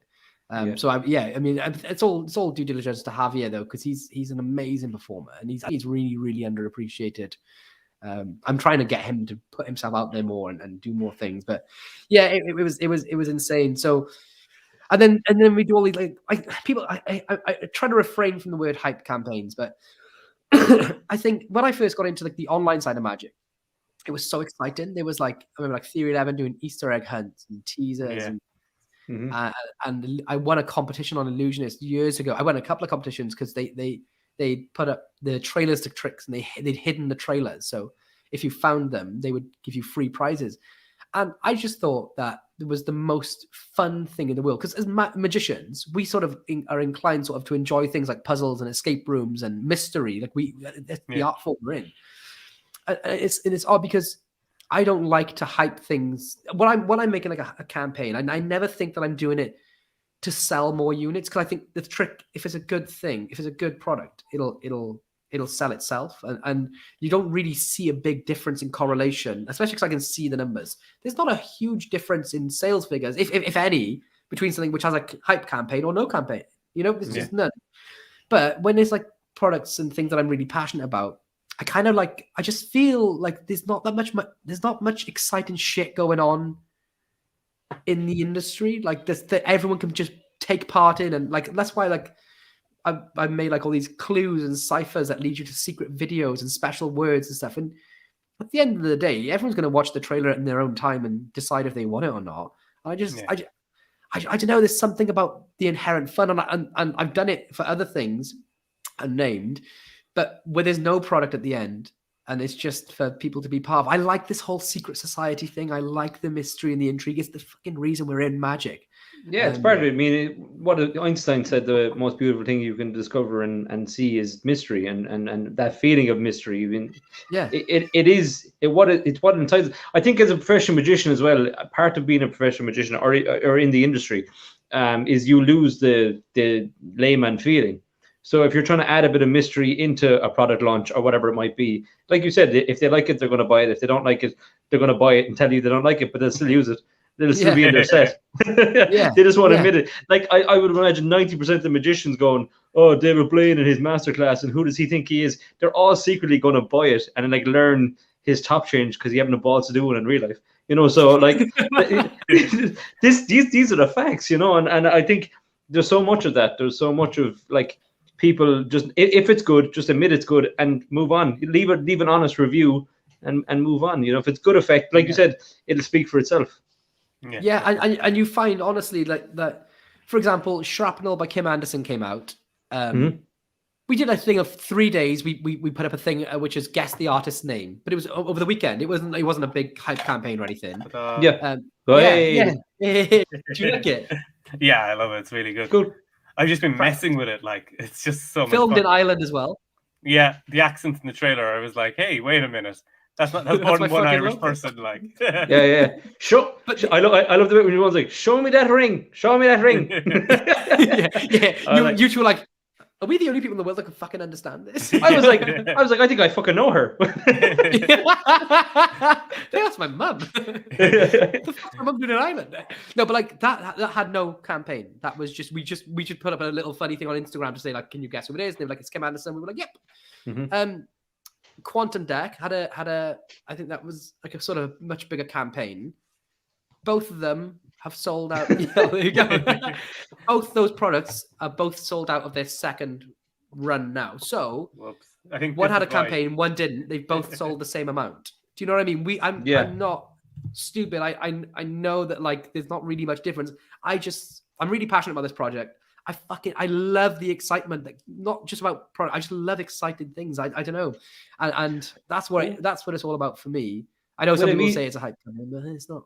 Yeah, with a media background anyway, though, I suppose it happens without you even realize. I know for a fact that I've done videos where somebody has filmed me either on my phone or their phone and sent me the video, and there's no production value whatsoever, and the video sometimes could go crazy, like a couple of 100,000 views. Where then if I make something produced where it has bells and whistles and it's done this, that, and the other, and it's all produced, it might get like views from your friends, So I think that raw approach and that kind of I suppose it's guerrilla marketing in a sense. You're kind of just giving away little teasers and little things. Like look at all radio shows and competitions. You queue up all day to win a baseball cap that you'd never wear. This gaudy fucking hat that nobody would ever want. But you queued up all day to get it. So I think marketing and stuff like that anyways is always really, really clever. That kind of entice people in with something, and then as well, if they don't want to buy the product, at least you give them something for free, kind of thing. Yeah, and it's an experience, and it's kind of like a moment. And what I've learned over the years is that like I said, if people will buy it if they want it, and if they don't, they won't. But like I've had things come out randomly, and it hasn't been much. It wasn't like an event. It was just like dropped on like a Tuesday morning California time. And you don't get to, like, you're talking, people are seeing it like the week later or 2 weeks later, and you're having all these conversations about, well, like people have questions about it basically. Oh, do you need to do this? Is it DIY? Blah, blah, blah, blah, blah. How much is it going to cost to refill X, Y, Z? And you end up having these conversations for months because nobody was there at the same time to see it. So you're answering the same question over and over and over and over and over again. And that can literally, and I really try my best to answer everyone. And it can be a fucking ball ache. Like, like most companies now employ people that will just be the Q&A sort of front of house. So there's 2 parts to sort of why I did it with Lux. Is one is because there's going to be questions from people like naturally, and I figured that like doing it all in one place at one time will be the most succinct and beneficial way of doing it. And the second thing, which is egotistical, is I'm like mega proud of it. So I kind of want to be there when everyone else sees it for the first time. It's not many things I've ever created where I'm like, if this is probably the one where I'm like, shit, this is the thing that I'm super proud of. And is it a kind of like total unique kind of concept, or does it even affect? Like, is there anything even like it or similar? No. Well, then it should be that. Then you should have that excitement about bringing it out. You know. Yeah, I don't like to talk about my shit a lot. Like, if you listen to the podcast with me and Craig, I just always like when he tries, I try and brush him off and everything. But I do kind of want to be there and see what people's reaction to it. Because if they don't like it, then I've just blown smoke up my own ass. Then I can learn from that and take it on the chin. But either way, I don't want it. I want to just be like, right, this is the launch date. We're all going to watch it together. Here we go. Judge me as you see me. I'd be not done with it. Like I'm like done with it, but like just fucking like to rip the plaster off now. Kind of moment. And so that's why with this thing I sort of geared it towards like a release date on a day at a time at an exact place. So it's like, because it's fucking nerve-wracking putting out a big product and having like thousands of people all hyped for it. Like you should put out a trailer on Friday like 5 minutes early and just have it be like Lux Sponge Ding Dong. And just have like that as the big review. Just see what happens. I said to Bo Kremer today, because somebody said they're sick of the hype, and I listen to people. I don't want it to feel hypey, so I said what we should do is say to people, hey, there's going to be no hype today. So instead, here's a video of this cute puppy, and then it cuts to this puppy, and then it cuts to like epic music and a hype, and people are like, oh my fucking god! Oh, sorry, we lied. It's totally hype. But you also got to see a dog at the same time, so who's complaining? Yeah, that works out. But yeah, it's definitely something I'll be looking forward to it. I've been looking up the astronomy and like looking at the skies and doing ciphers and stuff. So I'll be there. And I haven't. I don't blame you. It was a total waste of time. Everyone found out the information anyway. Yeah, I haven't. I know Dave has, but yeah, like as you know, when you've got a 15-month, you're just thinking about like, well, I hope they sleep. I hope they sleep for an extra hour. That'd be great. You know? Well, yeah. My wife just texted me, "Be quiet." He's going. Yeah. There you go. We'll show this up there. So, which is the good, the bad, and the ugly, which is basically a performance story that started off well and rapidly went downhill after that. If you've had 8 performances, like I'm sure you've never messed up a trick in your life, except for the one on your wife recently. That was the first time ever. I'll tell you one. I don't know why, but performing magic at funerals, I'm in my element. I'm in my oils. I love performing magic at funerals. There's something about it. I don't know whether it's my personality type fits it. I've been to a lot of funerals. I've been to like 35 to 40 funerals in my life. And you notice there's a lot of the same sort of things and emotions occur in these funerals. And people often are really looking to sort of break down. Some families not so much, but in this area, like I'm guessing we're very similar, Wales to Ireland. You've got very like fucking salt of the earth people that love a good laugh and a knees up, and have strong emotions when things happen. Anyway, I find that like after the buffets open up and people have had food for half an hour, busting out some magic normally turns it into a fucking great party. Like I found it loads. Anyway, so my second time meeting my wife's family, and they all live in Scotland or just on the border of Scotland. So I went up there and we went to the funeral and it was the wake, and I was drinking back then. I don't drink anymore, but I had a couple of beers, and it naturally came out. So, oh, Lloyd, you do magic? And I had some Dutch courage inside me, and I was like, yeah, I do magic. So I opened up with Crazy Man's handcuffs and did a few card things, and they were all like really into it. And then there was like, you have like the alphas of the group, the ones you like try and impress anyway. So I was like, oh, hold your hands out, and I started to do double cross. And I fucking dropped the stamp, and we were in this tiny little like football sort of clubhouse because it's in a really small town, and so there was like 12 people sitting in a circle around me, no music. That was everyone. That was the whole wake. That was it. And so I dropped the stamp and I was a bit drunk and I stumbled fluffed my lines a bit. And I was like, oh, I can't do this one. And it just, the room just fell silent. And then the alpha male of the group, the guy who was like, like, oh, there you go, Lloyd, you dropped your little toy thingy. Handed me back the stamp, as everyone's seen the stamp on his hand. And it was just like, until this day, I die of shame recanting it. You dropped your little toy thingy. Dropped your little toy thingy. Cheers, what a kick in the balls. Especially the Scottish accent. It really like honestly. Yeah. That was the one for me. That was literally when I quit drinking. That was that was enough. Yep. So if you are an alcoholic and you are watching the show today, just buy Double Cross and fuck it up, and that'll will you to stop drinking. Yeah, literally. Oh my god! I remember 60 quid you'll ever spend. I was performing at for family friends, and it was like one times it wasn't at like a wedding or something, so I was completely sober at the time. And I was doing magic, and one of the family friends was like, God, I forget how good he is sober. And I was like, okay. Yeah, okay, maybe my double lift is shit after 4 beers. But, like, fair enough. That's fine. But, yeah, I do find the funeral thing as well, like, in Ireland, like, it's laughing, crying the whole way through it. And I was at my grandmother's one, and my cousin's husband was over from America. He was, like, an American guy. And I did stigmata on him, the Wayne Houchin stigmata. And he said...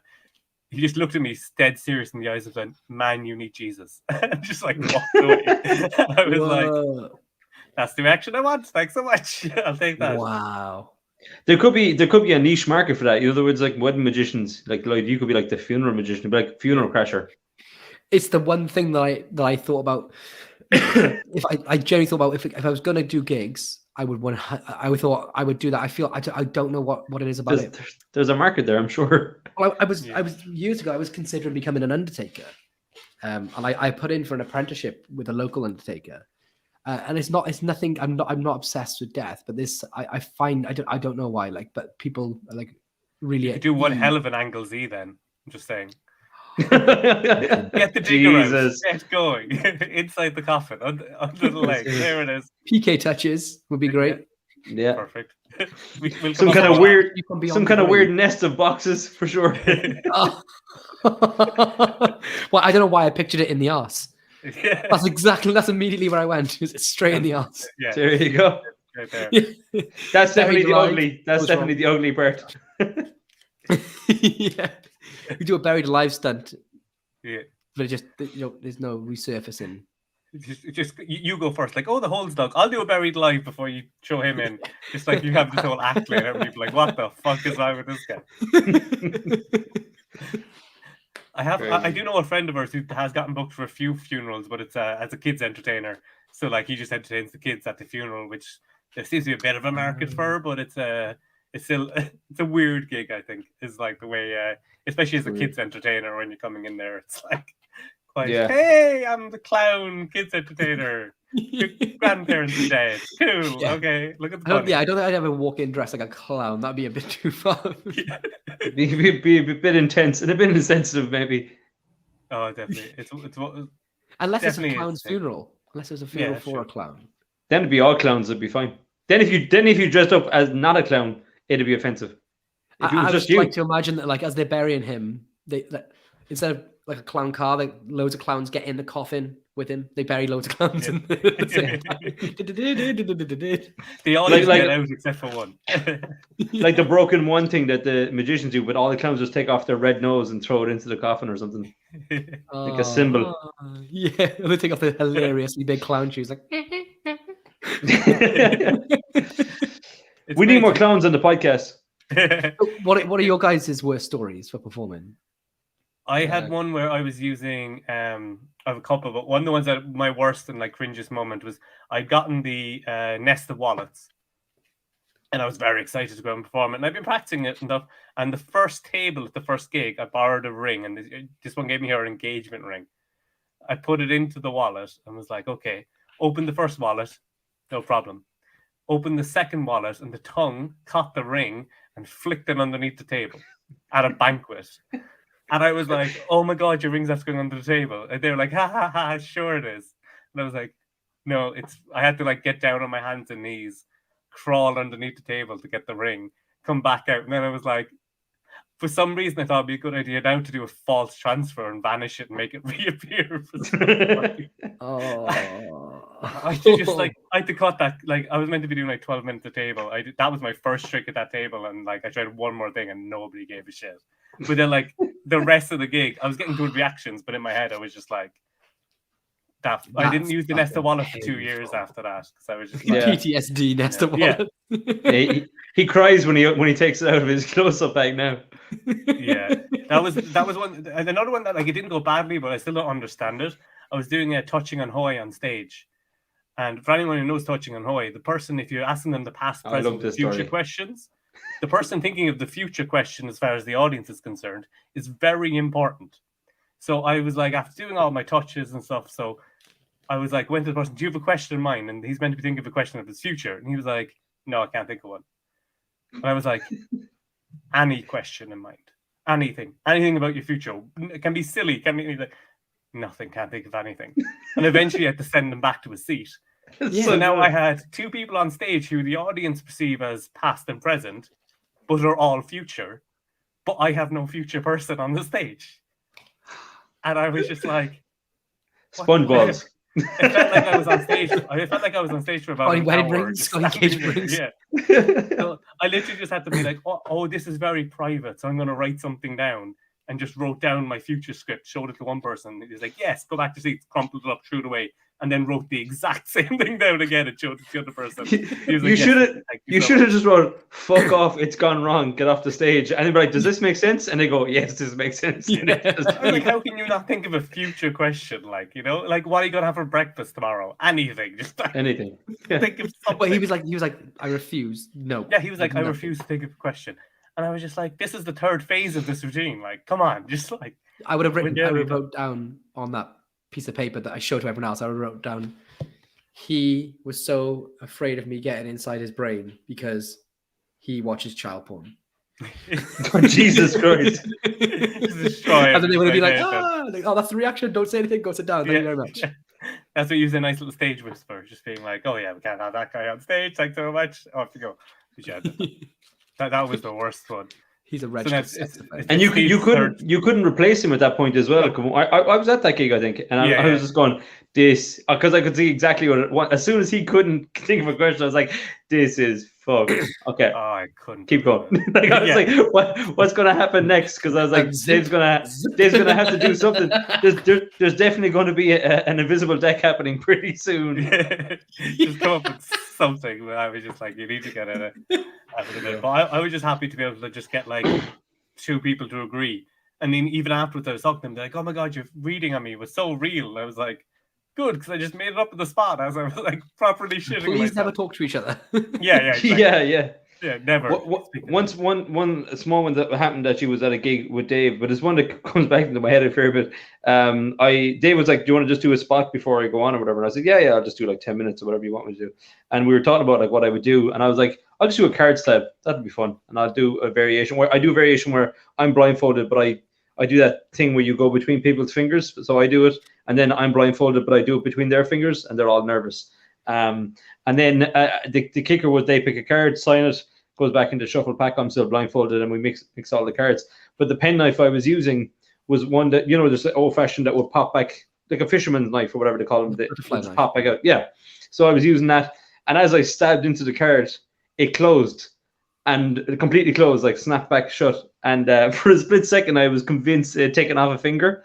So with the blindfold on, I could hear everyone kind of going, that whole, he's at the cutting off his finger. Like, but I went like this. The blade went back up into the knife, and without even missing a beat, because I thought it'd be funny, I just went up and I did that old thumb off the finger thing.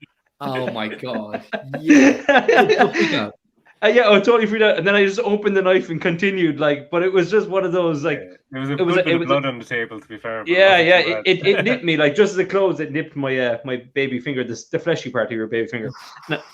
But but it was totally my own fault because I was like, I'd never used that knife trying it. I'd done a card stab a ton of times, and Dave was like, just do whatever you want. And I was like, I've got a pen knife, let's do this. I've got a foreign blade in my pocket. Let's give it a go. What's the worst that could happen? So I don't use that kind of knife anymore, but it's still a good trick.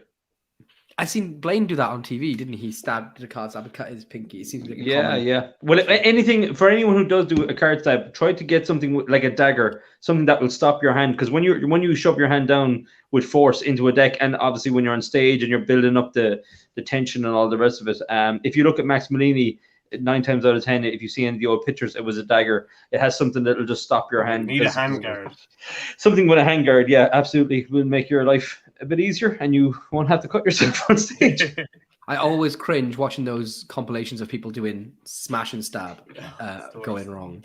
But I thought it was the most brilliant thing ever when Darren does it in his show and he plays those fails to the audience. Yeah. Oh, it's so good.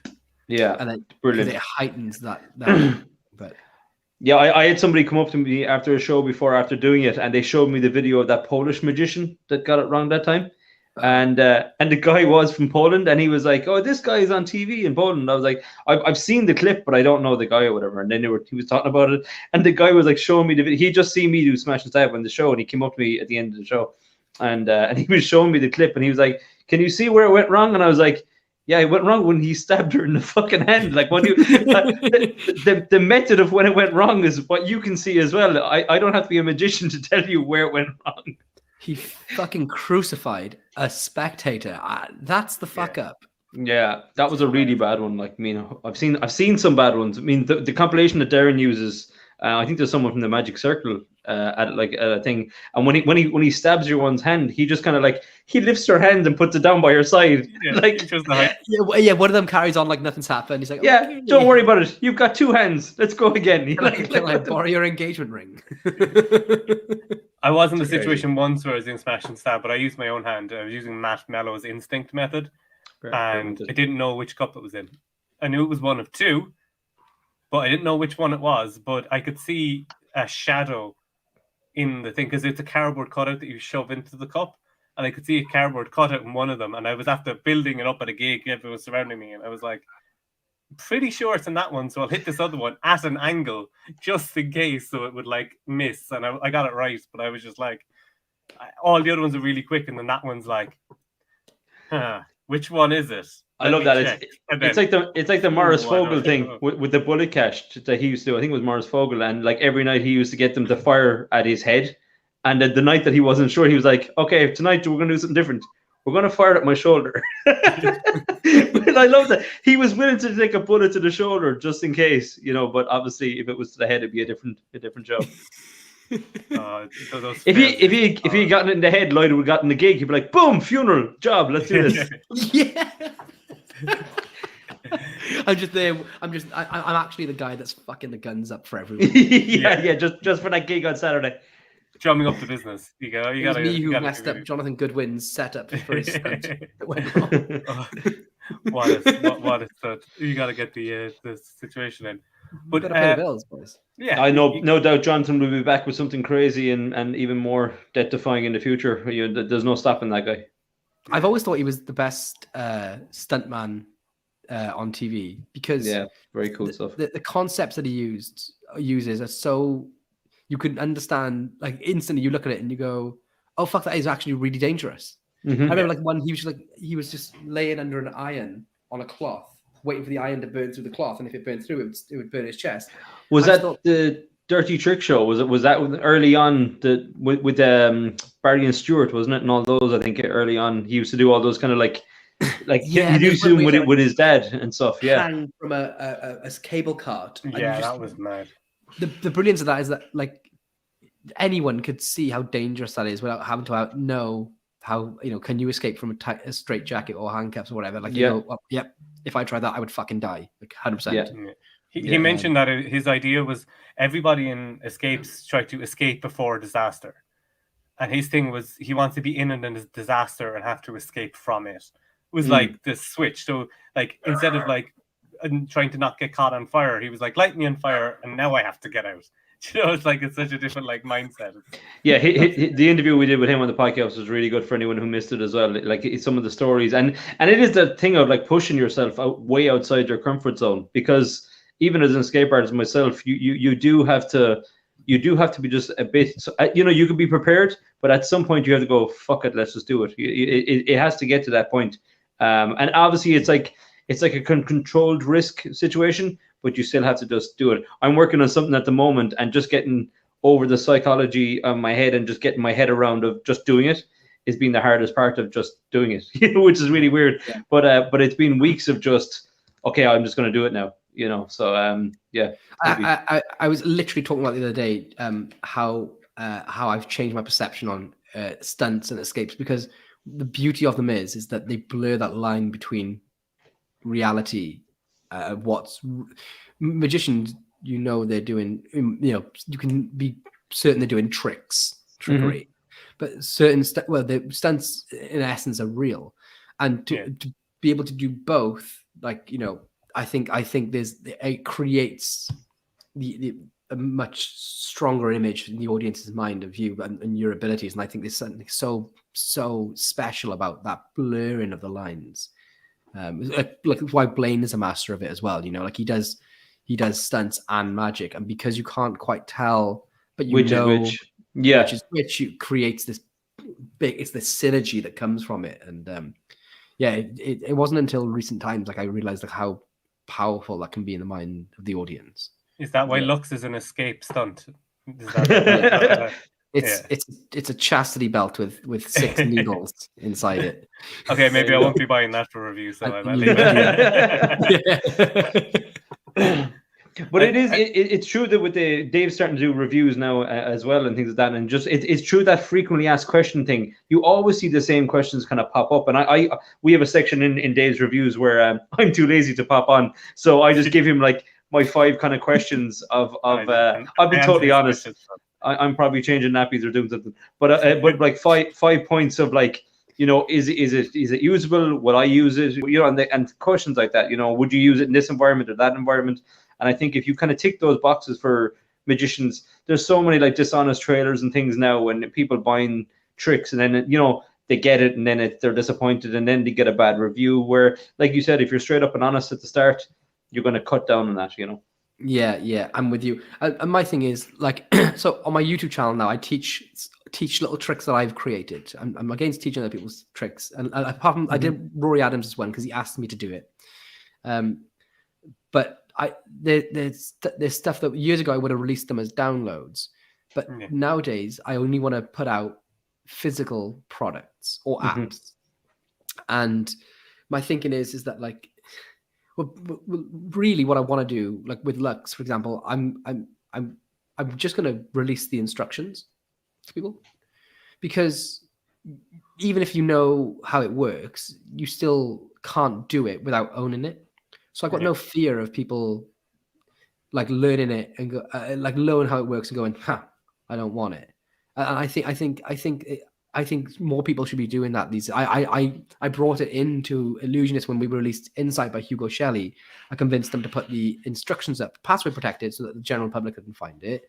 But it was like, a magician's question. Guess Who trick, the mini Guess Who cards as well in Illusionist.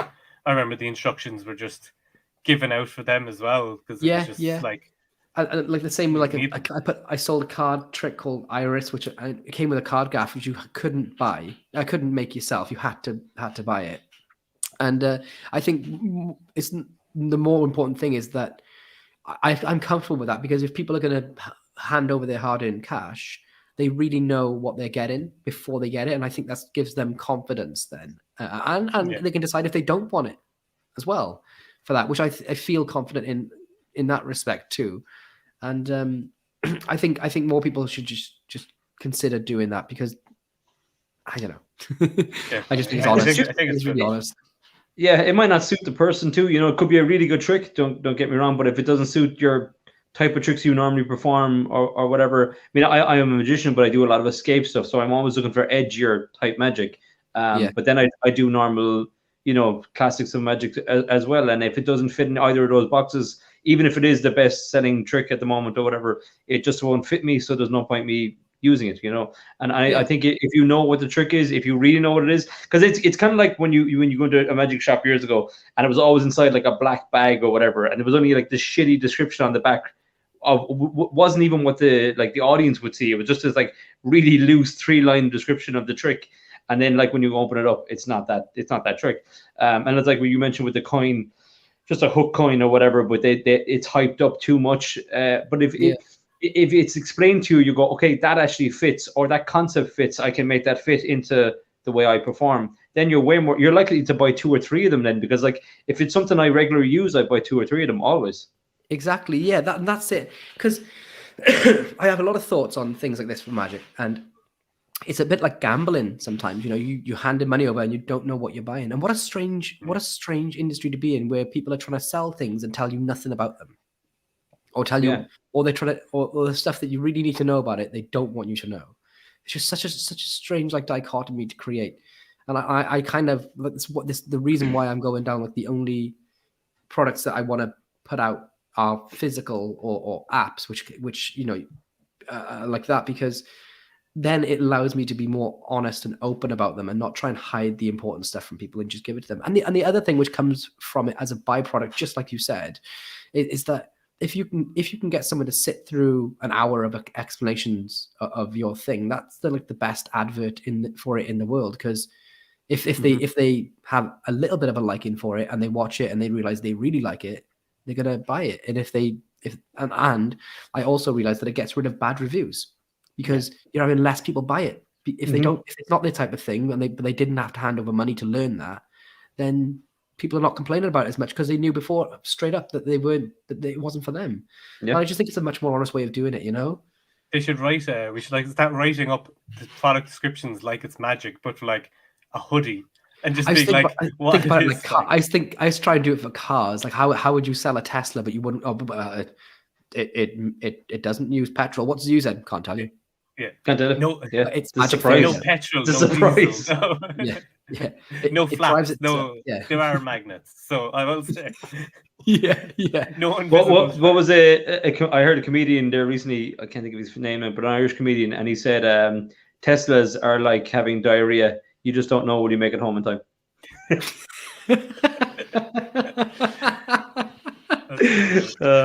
I'm totally stealing that joke. Yeah, it's great. I can't remember the guy, but I know it was funny. If I remember his name, I'll credit him. But yeah, it was funny. We put it in the comments down below. But yeah, I just want to say, like, we've been going on for a good while now. It's been absolutely amazing conversation. So before we finish up, I think the only question left is like, what is Lux, and can we have it? What is it? Can we have one now? What's going on? Oh yeah, man. He's just going to show what it is, and we'll just cut it. Yeah.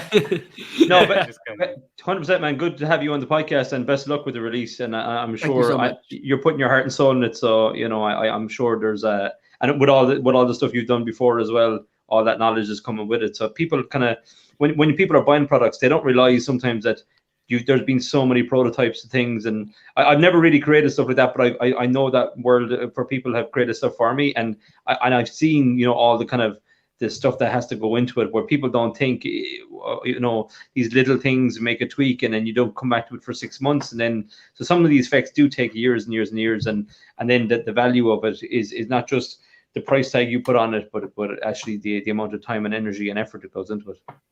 Yeah, you're so right, and thank you, man. And the reason why this was in my notebook of like pipe dream effects is because I've been given with Murphy's. They're like literally I've had like 20 different versions and prototypes made, each one costing like money each time, because they just really give a crap about the final product being ideal and perfect. And it's the reason I came in, and I brought it to them like 2 years ago. I've only released I've been working for them for 2 years. I released an app, and and I think that just goes to show, like, if anyone's got any worries of the quality of stuff, then it's nice to know that the companies are not rushing in any way, and they'd rather have a good product take a long time than a lot of bad products in a short amount of time. And I think that's the biggest difference for me with this. But I'm excited to show you guys, and I'm excited for you all to see it and judge me on it. And if you hate it, then feel free to shout it from the rooftops, because I won't be offended. Absolutely. So I definitely recommend everybody to keep an eye out for that on Friday. And also follow Lloyd's YouTube channel. Some great stuff in the Sunday sessions are brilliant. It's like I heard something call it their church, and I feel the same way. It's like, ooh, Sunday magic chats. That's what we want. So Very, go over there and subscribe. very Kanye West of you. Sunday service. Yeah. I'm gonna start calling myself. What? I've got a Y in my name. Lloyd Ye. Lloyd. There you go. Not to be mistaken with Lordy. Loads of people call me Lord. Lord, yeah, because they spelling mistakes. Like it's. I wanted to change my name for a long time because people. Lord Leod is a good one. It comes up a lot. Yeah, Lorid. So it was great to have you on the show, Lloyd or Lord or whatever you want to be called. Lizard. Lloyd. Lizard. Lardass. I think if you search for any of them on Instagram or YouTube or Facebook, the right thing will come up. So if there's anything for people who want to reach out to you or anything like that, where's the best place for them to do it? In Wales, I live in Porthcawl, so you can come find me. Full address and well, I'm on all the social media platforms. I'm not on like TikTok and stuff, but like I'm on like YouTube and Facebook and Instagram. And if you search my name, normally I pop up first. So that's best. I can't remember all the tags and the ats and the things. Just search for chubby little Welsh magician, and I'll be there. Absolutely. And if people have watched this, definitely subscribe, like all that stuff that we're meant to say that I always forget to say, because apparently we need to tell people to subscribe and all that sort of stuff to get it going. Yeah, lock it in. I don't do any of that shit either, but lock it in by subscribing now and lock it in, and then I'll read your mind some other time. Probably. Smash that I seen Bo Kremer today said we're going to show you an advanced preview of a new product coming out, but before we do it, the only way we'll do it is if you hit that like button and share the video. And he went, "No, I'm not going to do that to you. Here's the trailer." Absolutely. So keep an eye out on the Murphys and follow on all the social medias. And we'll be back again next week with another podcast. So thanks again, Lloyd, for coming on. We really appreciate it. And we definitely have to have a part 2 at some point when you have your Thank you so much for having me on, guys. I've had such a blast recording this. Good to have you on, man. Thanks again. By the way, everyone, the number you were thinking of was 37. You're welcome. Yeah, it was. Nailed it. It actually was. Ta-da. Okay.